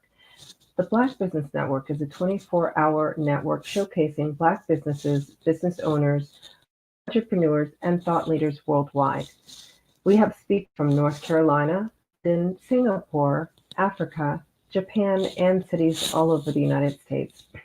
The Black Business Network is a global community sharing its business knowledge to empower, inspire, and educate businesses about business.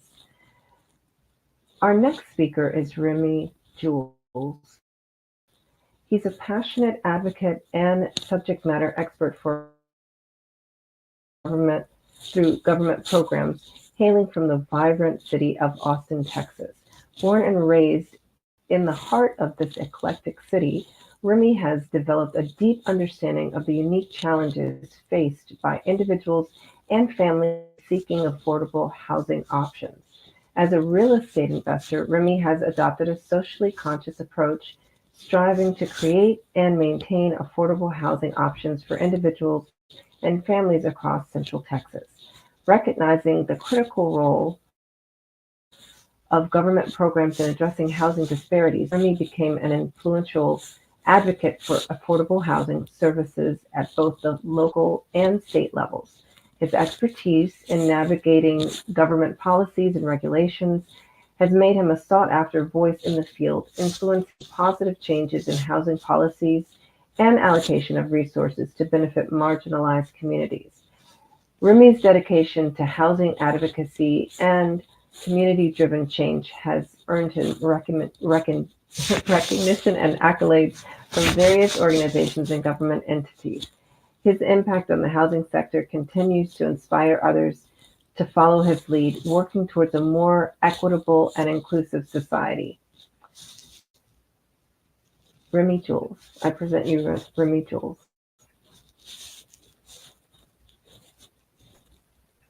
Hey, how you doing? Good morning, good afternoon, and good evening, everyone. So happy to be here. My name is Cordelia. Thank you so much for that opportunity to introduce me. Man, you just make those words sound so beautiful. I would greatly appreciate that. Happy to be here. Thank you. I appreciate that. Well, I'd like to just start out by asking, can you define what alternative housing means and what motivated you to become an expert in the field? Yes, ma'am. Absolutely. So again, my name is Remy Jules. I am based here in this glorious city of Austin, Texas. For those that are familiar with Austin, Texas, they know that it is the tech hub of the South. And unfortunately, because it has become a huge tech hub of the South, I would say within the last 5 to 7 years, there's been a large migration of Californians. A lot of people on the West Coast had moved to Central Texas. And unfortunately, it has caused pricing hikes and the real estate hikes to increase greatly. So therefore, it actually led to more and more people becoming unhoused, can't afford housing. And so I just wanted to be, as a born and raised native Austinite, I just wanted to do whatever I could to be a solution to my community. And so I basically I always wanted to get into real estate. I really, just kind of looking for opportunities to get into real estate. And I really didn't know how. And believe it or not, not only were average people being, the everyday working American that was being hit by the economy during this time, but it just seemed like a lot of the disenfranchised groups, right? So that could be our veterans, that could be mental health, that could be battered women, single mothers. A lot of them were also feeling the hit of the big migration, and unfortunately, it caused a lot of them to be unhoused. And so it just led to me to start a mission for myself to see how I can be an advocate for my city, particularly here in Central Texas. There just wasn't a lot of people doing anything, and there wasn't a lot really going on, sad to say. In larger cities, it may happen in the San Antonios, the Houstons, and the Dallas, but really there wasn't really no voice that was really representing those people. And I just wanted to be that advocate. So if I'm understanding you correctly, these are displaced people. That's what alternative housing is? Okay. Yes, ma'am. So basically alternative housing, the purpose of alternative housing and what alternative housing is basically providing a solution means for those that, so I give an example, right? I can kind of speak a little bit more that way. If you think about it from the perspective of those that are actually falling into homelessness, or those are on some type of supportive voucher programs or some type of subsidy program, Social Security and things of that nature. A lot of them now with these, especially here in Austin, they're literally grouped together in these shelters, right? And so it's not really the best conditions for them. It's probably not the best sanitary conditions for them. And then it's not also the best privacy conditions for them. So what we started to do, me and my team, we actually intentionally started purchasing real estate and providing a shared living or community living space in these homes. And that means whether if it's a 4-bedroom house, think about it like this. If it's a 4-bedroom house, then it could actually be either 2 beds to a room, or they can actually pay and afford their own bedroom at an affordable rate, $25 to $35 a day, in comparison to an Airbnb or a hotel that's asking for $400 to $500 per week. So we just want to provide an affordable means, and we were able to partner up with different city programs. So you got the Red Cross, you have Goodwill, you have. I'm also sit on the board for an organization. It's called Ending Community Homeless Coalition here in Central Texas. And I sit as one of the board members, and they completely supported the idea, to the point to where the city was able to put together set aside funds to help support that endeavor. Oh, okay. Wow. That's really, are there other programs like that around the country, or you're not affiliated with, you haven't created a network nationally? Well, yeah. So there actually are other programs in other states and other areas. And then there's some people like myself that just operate independently, but we actually develop MOUs and partnerships. I'll give an example. So I actually have a partnership with, in my city, Austin Area Urban League. Austin Area Urban League, they actually have a program for reentry. So these are men and women that are transitioning out of the correction system. So these are former felons that are looking to get back into society, right? So they maybe be going through a workforce program, and the only missing component was housing. right? Because they have to have an address. And a lot of them are trying to escape the environments that they came from so they can be on the straight and narrow, right? And so it was just an opportunity there for me to meet with the president, Mr. Quincy Dunlap. Shout out to the Urban League family. And he asked me, hey, man, I would love the opportunity for you to partner with our program and see how you can better serve these individuals. And sure enough, what they did was they covered 3 to 6 months for these individuals, which allowed them to not only go through the program where they got their OSHA permits and they got their forklift certifications. And guess what? Now they had second chance employment program. They were working with they got hired by a second chance employment program, which also gave them the work. So it literally covered the time frame from them to actually enter into the program, graduate from the program, so that way that they have activating income and active income as they were being housed. Wow, that's really good. So now, and the timing lines up in such a way that now that they're getting a paycheck and they can take over paying for normal housing.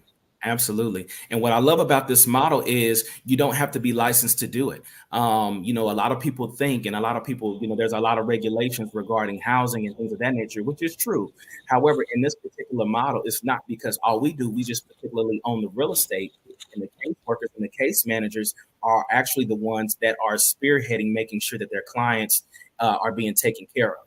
So they're the ones that are checking in. They're the ones that'll give us a call. We'll just make sure that they have the access code or the keys to the property, and they do weekly checks. And if they need anything, then we'll check in or whatever the situation may be. What we like to do is that, particularly in our homes, we want functioning active individuals that can function for themselves. So, like, I'll give you an example. So maybe like the first week, they may come in, they may have a full fridge, they may have food, things of that nature. But usually after that, they're kind of responsible for their own living. Okay. I hope I answered the question. Yeah, you completely are. You have such complete answers. I love it. Thank you so much for that. Yes, ma'am. And so, I see you're helping people that are either transitioning back into society or have had some other form of transition when we were talking about the single mothers. So let's move towards structures, like what kind of housing. So for example, like tiny houses have gained a lot of attention in recent years. And so I'm wondering, what are the advantages and challenges of living in a tiny house, and what do you think it's suitable for? Like, did you use it, or do you use that in your program? Sure. So we haven't got there yet to the tiny house yet. I do have a tiny home supplier. I am literally sending a proposal to the city now to see if we can get us some land. That's the goal. So we can get some land.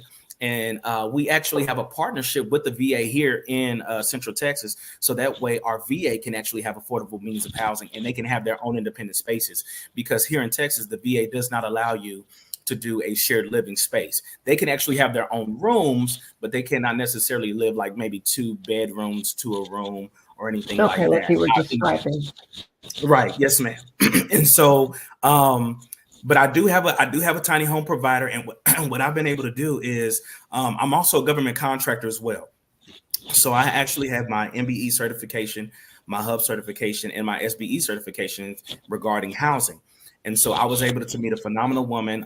Shout out to Miss Rochelle Johnson for Houston Crisis and Cleanup. And what we did was we provided alternative housing in that way. There was an opportunity for inflatable tiny homes. These are literally military grade tents, military grade, high grade tents. These are absolutely weatherproof. And what it did was, like, during hurricane season, for any reason, if there's bad winds going on, or if there's any issues with flooding and these people have to be displaced, well, guess what? Now we actually have an inflatable tent that can go, whether it be on somebody's land, whether it can be actually inside a gymnasium or school or fire station, as these people are finding some type of temporary housing solution, so these people won't be completely crowded in a hotel or motel. Right. Yeah. Just really trying to be a solution to the community. And I was blessed, and I was fortunate enough with that big issue that happened a couple of months ago back in Hawaii. My team and I were was actually able to send over 200 tents to not where they got affected by the fires. We worked with different ministries and different churches to where we was actually able to get them some inflatable tents. And so that was a blessing to be that. And it was only just a temporary solution until they were able to, find something. But unfortunately, a lot of people were still just sleeping on the street, sleeping on the roads. But because my team is amazing, they were able to get out 200 tents in a 6 to 10 days time span. And they were actually able to get them delivered in 3 to 5 business days. Wow, that's amazing. So you've been a blessing to even other areas of the United States in crisis. Trying to be. Yes, ma'am. Trying to be. Trying to be. Yes, ma'am. That's amazing. So in this case, these are like inflatable tiny houses, but it's the tent or is it a tiny house? So the actual term is it's an inflatable tent. So if you think about it from I don't know how everybody is familiar with, but what really got big during the Airbnb era was called glamping, which means glamorous camping. And it's basically these really nice, large, I'm talking 12 by 12 inflatable military grade tents. And these are huge, massive tents. So I'll give an example. So one can actually fit anywhere between 4 to 8 people, and the other one can actually fit, our larger unit can actually fit anywhere between 8 to 12 people. And this particular tent, what it allowed people to do was it actually came with an inflatable mattress. And believe it or not, a lot of people don't know this, but they actually have created inflatable furniture. It actually had a inflatable couch. It sounds unbelievable, but it's actually true. Unfortunately, I'm not in a position to upload any photos, but I would gladly show you those receipts. But it was it was literally a military grade tent, and I was actually able to find a supplier out in Germany that was familiar with doing work with FEMA. And so when I told him that I was doing government work, he said, "Hey, let's expedite it. We can get them going." And luckily, obviously because of the funding and FEMA, they actually was able to cover all the costs. So it was great to get that to them. Yes, ma'am. So yes, military grade tents, inflatable tents, but we call them tiny homes only because they're shaped like a home. So they really have the same architecture and structure like a home.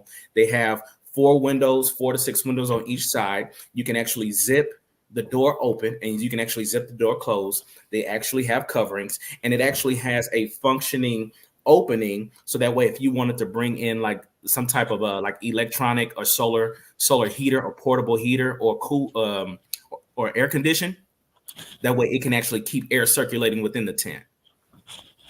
Interesting.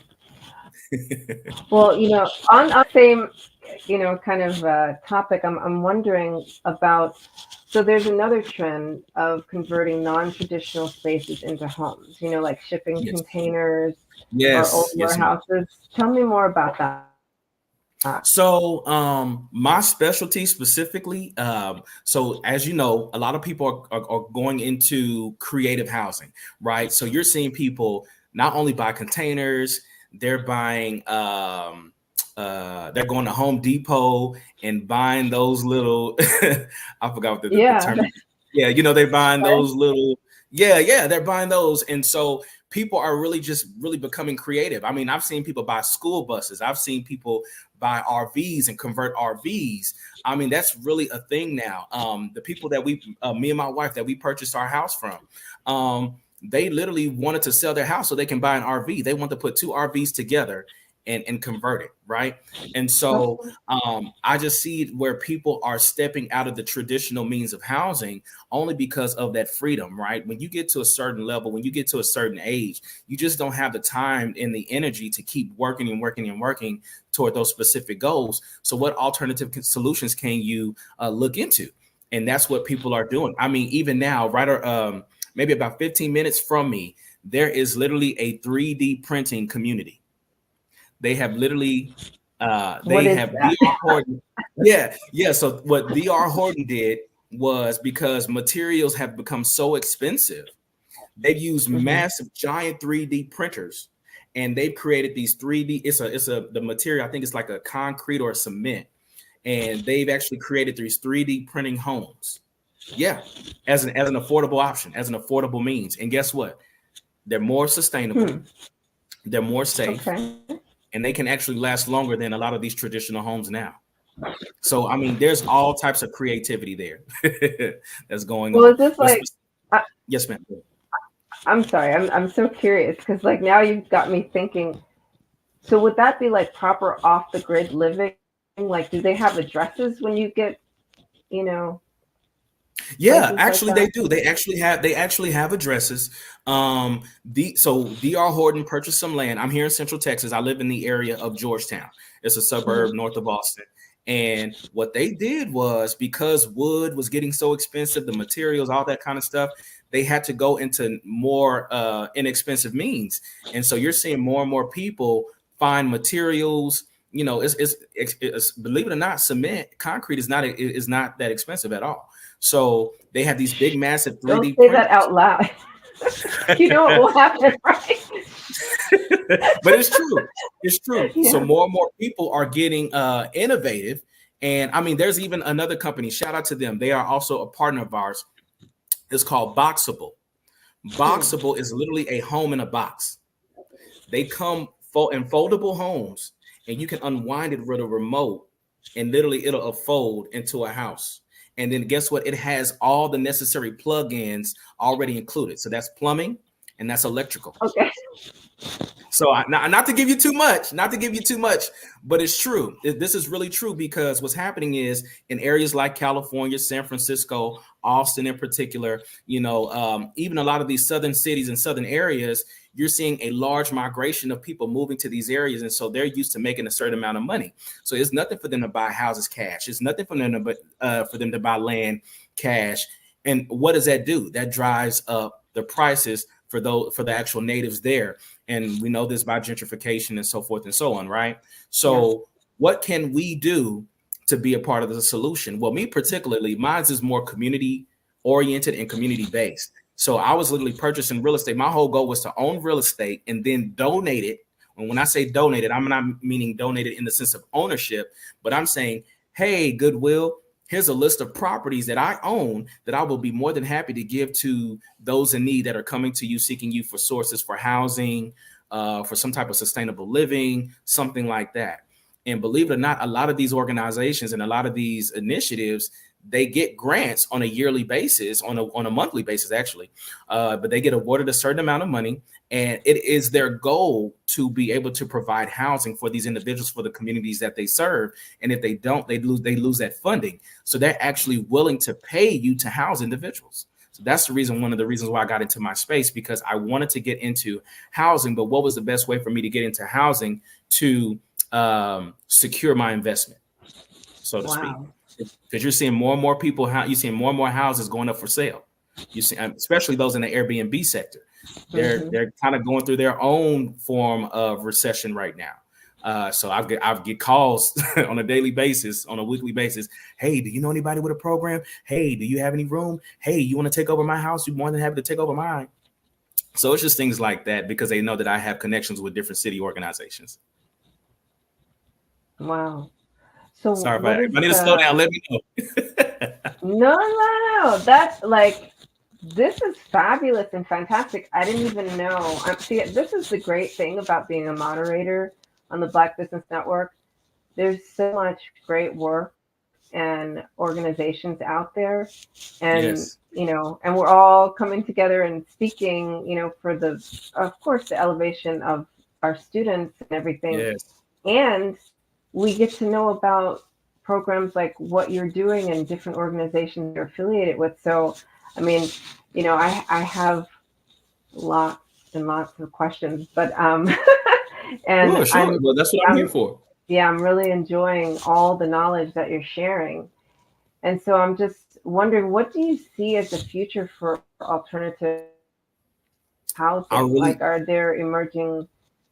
I mean, I'm really fascinated. I want to know, like, a different question before you get to that one. Like, yes, ma'am. How do you have a house in a box that has plumbing and electricity?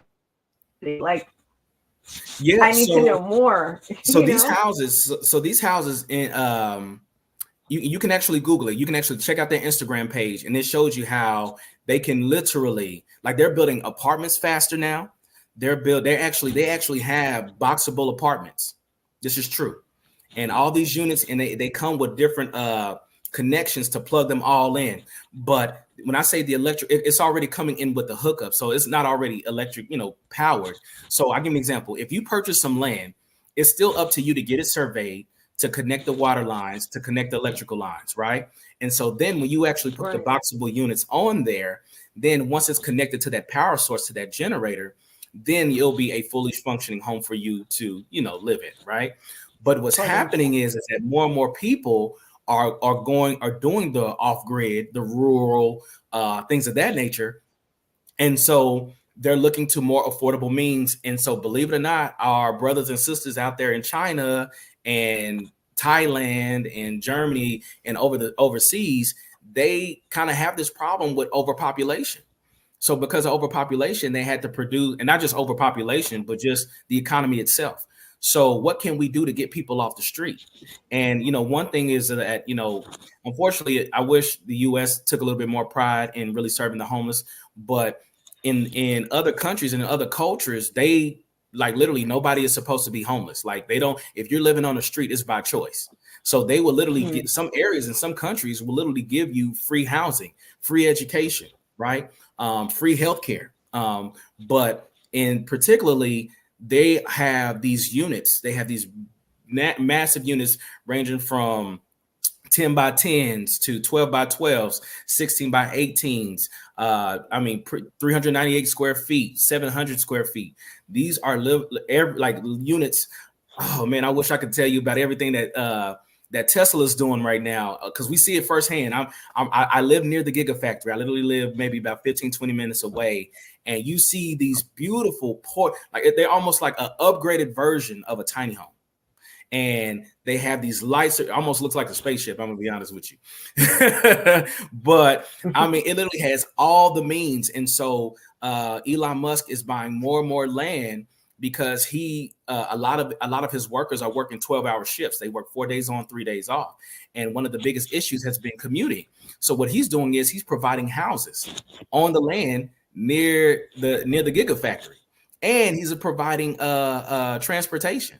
So you're seeing somebody that's willing to be not only intuitive, but really creating a solution before the problem even starts.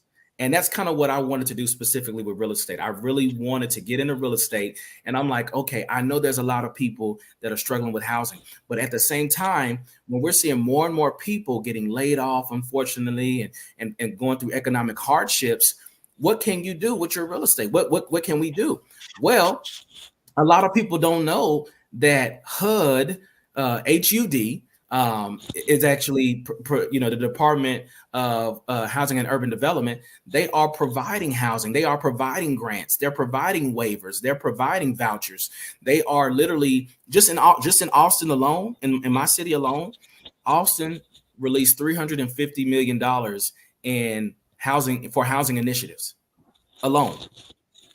So that's an opportunity there for you to purchase real estate, get some land, get some units, and then you go back to an organization that aligns with your morals and values. I know a lot of people that's in my space, they have a heart for veterans. So you know what they do? They go to the veterans, right? They have a heart for battered women. They go to the battered women that are leaving domestic abusive relationships. They go to those that are trying to go through some type of sober living, right? Some type of Alcoholics Anonymous, because they're recovering from drugs and alcoholism. There's an opportunity there. So you can specifically serve that catered group. And guess what? You can just sign a contract with that organization to say, hey, once these people are able to sober up or come from amongst that situation, you could just bring in the next wave of individuals that need to be serviced. Long-term contract. Wow. Securing that investment and making passive income at the same time while giving back to the community. You don't have to compromise either or. Being a blessing to be a blessing. I call it properties with a purpose. Yeah. Is that the name of your website? No, the name of my organization is called Elect Housing Solutions. When there's no other solution, we want to provide the best solution, which is you. So people choose Elect Solutions. Elect Housing Solutions, specifically, we don't discriminate. We don't care, what your background is. We don't care if you had felonies, and if you had things, removed from your background, are you in a position where you're trying to make change? Have you been connected to the right social workers and seeking to make that change? If you have income, great. If you have income, great. If you're looking for, if you have some type of benefit that's even pending approval, great. That's what we can work with. That's exactly what we can work with. And if you can't afford your own room, we'll be more than happy to give you an option to share a bed until you can get to a space to share your own room. And then you can then you can be a little bit more in a sustained place, a more secure place. And then you can graduate on and possibly find your own place to stay. So that's what we do. And we just want to provide options, because a lot of people don't have options. It's either, they pay outrageous prices and not have anything left over, or they're just on the street and keeping what they have. And it shouldn't be that way, So here's an opportunity for me to leave a legacy. Here's an opportunity to make a community impact. And literally, organizations are calling me. They will say, "Hey, Remy, we are ready. What is going on?" I had a call yesterday with a phenomenal sister. Shout out to my sister, Miss Bianca Williams, in the Milwaukee, Wisconsin area. She's being contacted. She's in Milwaukee, Wisconsin, but she's being contacted in Michigan because of the need is great there. I'm getting contacted in Ohio. I'm in Texas. I've been contacted in Florida. I'm in Texas. "Hey, Remy, can we implement? Is there a way that you can get with a city commissioner, a city manager, and we can see how we can serve?" How Just long different does it things take like a city? Yes, I'm ma'am. Go ahead. sorry. Yeah, I was wondering, how long does it take a city to implement a program or an affiliation like what you're doing? Can I tell you exactly what I did? In true transparency, what I did was I actually started purchasing real estate first. Right. Well, no, let's back that track. What I started doing was I started developing relationships with different housing organizations. So I started looking at what are some, here's a keyword, family, for those that want to look this up. It's called rapid rehousing. You look up rapid rehousing organizations near you. I'm gonna give you a really great website. This is a really great resource. This is my bread and butter. So I'm happy to share the game. Okay. It's called findhelp.org. When you go to findhelp.org, you can actually put in your zip code of where you stay in your local area. And I don't know if this is on the international level, but this is a database specifically geared for the US. So if you live in Austin, or you live in Houston, you live in Dallas, or any neighboring city, St. Louis, Detroit, Chicago, Illinois, wherever you live, you just put in your zip code, and it's going to give you you're going to click on the housing tab. There's a housing tab. You click on the housing tab. Once you click on the housing tab, it's going to give you a list of options. It's going to say short-term housing, long-term housing, residential housing. Let me, help you find housing. You're going to click on the residential housing tab, and then it's going to give you a list of different organizations that are in your area that supports housing services or housing needs.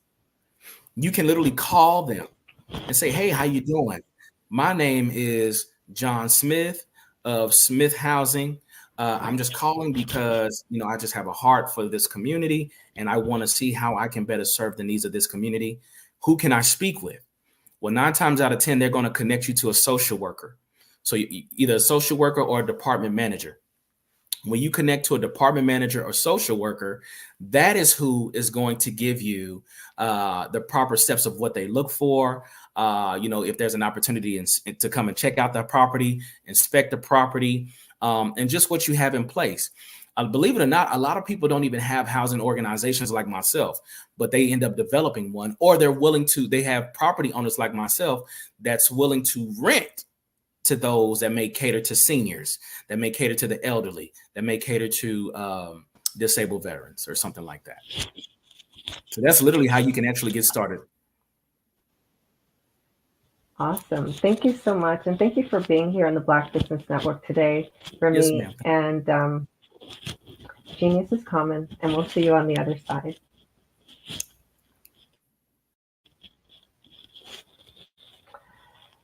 So it's really been great to be your moderator this morning. My name is Cordelia Gaffar. I am the CEO and founder of Workout Around My Day Incorporated, helping highly intelligent women to create sustainable practices of self-nurturing. And I would like to also remind you that the Black Business Expo mission is to raise funds for high school seniors going to college or K through 12 entrepreneurs. This expo is a fundraiser for students. You may go to www.blackbusinessexpousa.com, donate to the scholarship fund, or use the Cash App that is on the screen below, BBX USA. Our goal is to give laptops and up to $1,000 to 10 students. Students can register online at www.blackbusinessexpousa.com. Every dollar counts, so we want to remind you to donate to the scholarship fund. We want to thank our Black Business Expo USA sponsors for the month of November: NC100, Moody Capital Partners, Suede Soul, BDM Media, Lotus Rocher Coaching and Training, Carolina Virginia Minority Supplier Development Council, Step Management, Hello LLC, Ortiz de Decus LLC, BHS and Associates, Margie McLean Foundation Inc., Genius is Common, Earth Essentials, Malaine Cheney Global, Executive Women's Success Institute, The Quality Coaching Company, Superwoman Business Services, Creative Force Studios, Lee Entertainment, Artistic App Design, Black Business Expo USA. Genius is Common, and I will see you on the other side. I'd like you to imagine with me. What if you could build your own city? A place where every child can find nurturing people to help them achieve their full potential.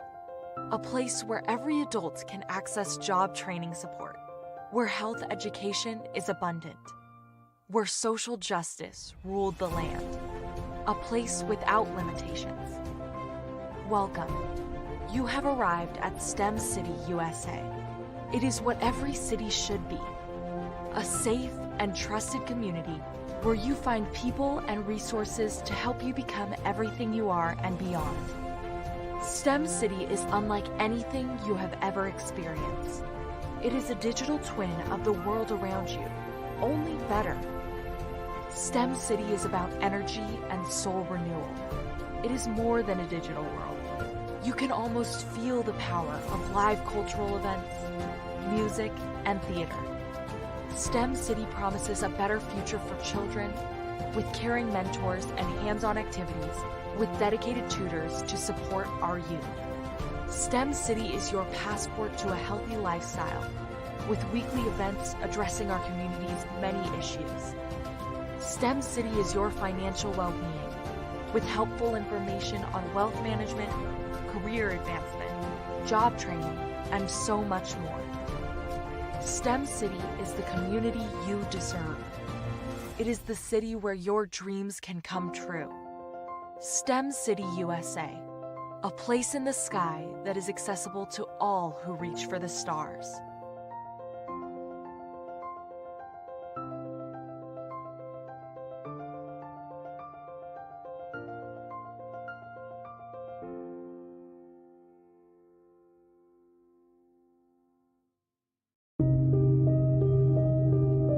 The Black Business Expo is changing my life.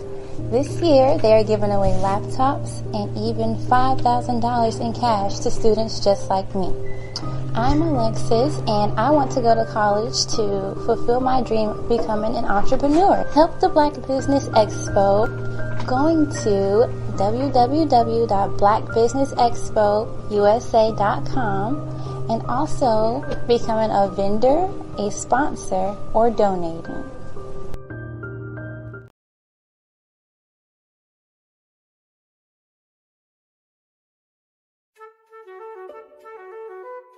This is Dr. Arnold T. Petsworth. He's the owner of Petsworth Vet World, a veterinary clinic in Hopton, Connecticut. His patients include dog, cat, frog, fish, Goldie, dog, and this alpaca. Due to doctor-patient confidentiality, we can't tell you their names. Business at Vet World was steady, and then quarantine hit. Neighbors brought new four-legged friends into their homes. Bunnies. Bunnies everywhere. Dr. Petsworth welcomed these new patients with open arms. The only problem? There were more appointments than he could manage. That's when Dr. Petsworth turned to his American Express business card, which offers spending potential that's built for his changing business needs. He decided to hire a new assistant, Julio, and with spending power built for business purchases, he used his card to furnish a new exam room. Together, Dr. Petsworth, Julio, and American Express Business made sure all the pets of Hopton got the love and care they deserve. And everyone was happy. Get the card built for business by American Express.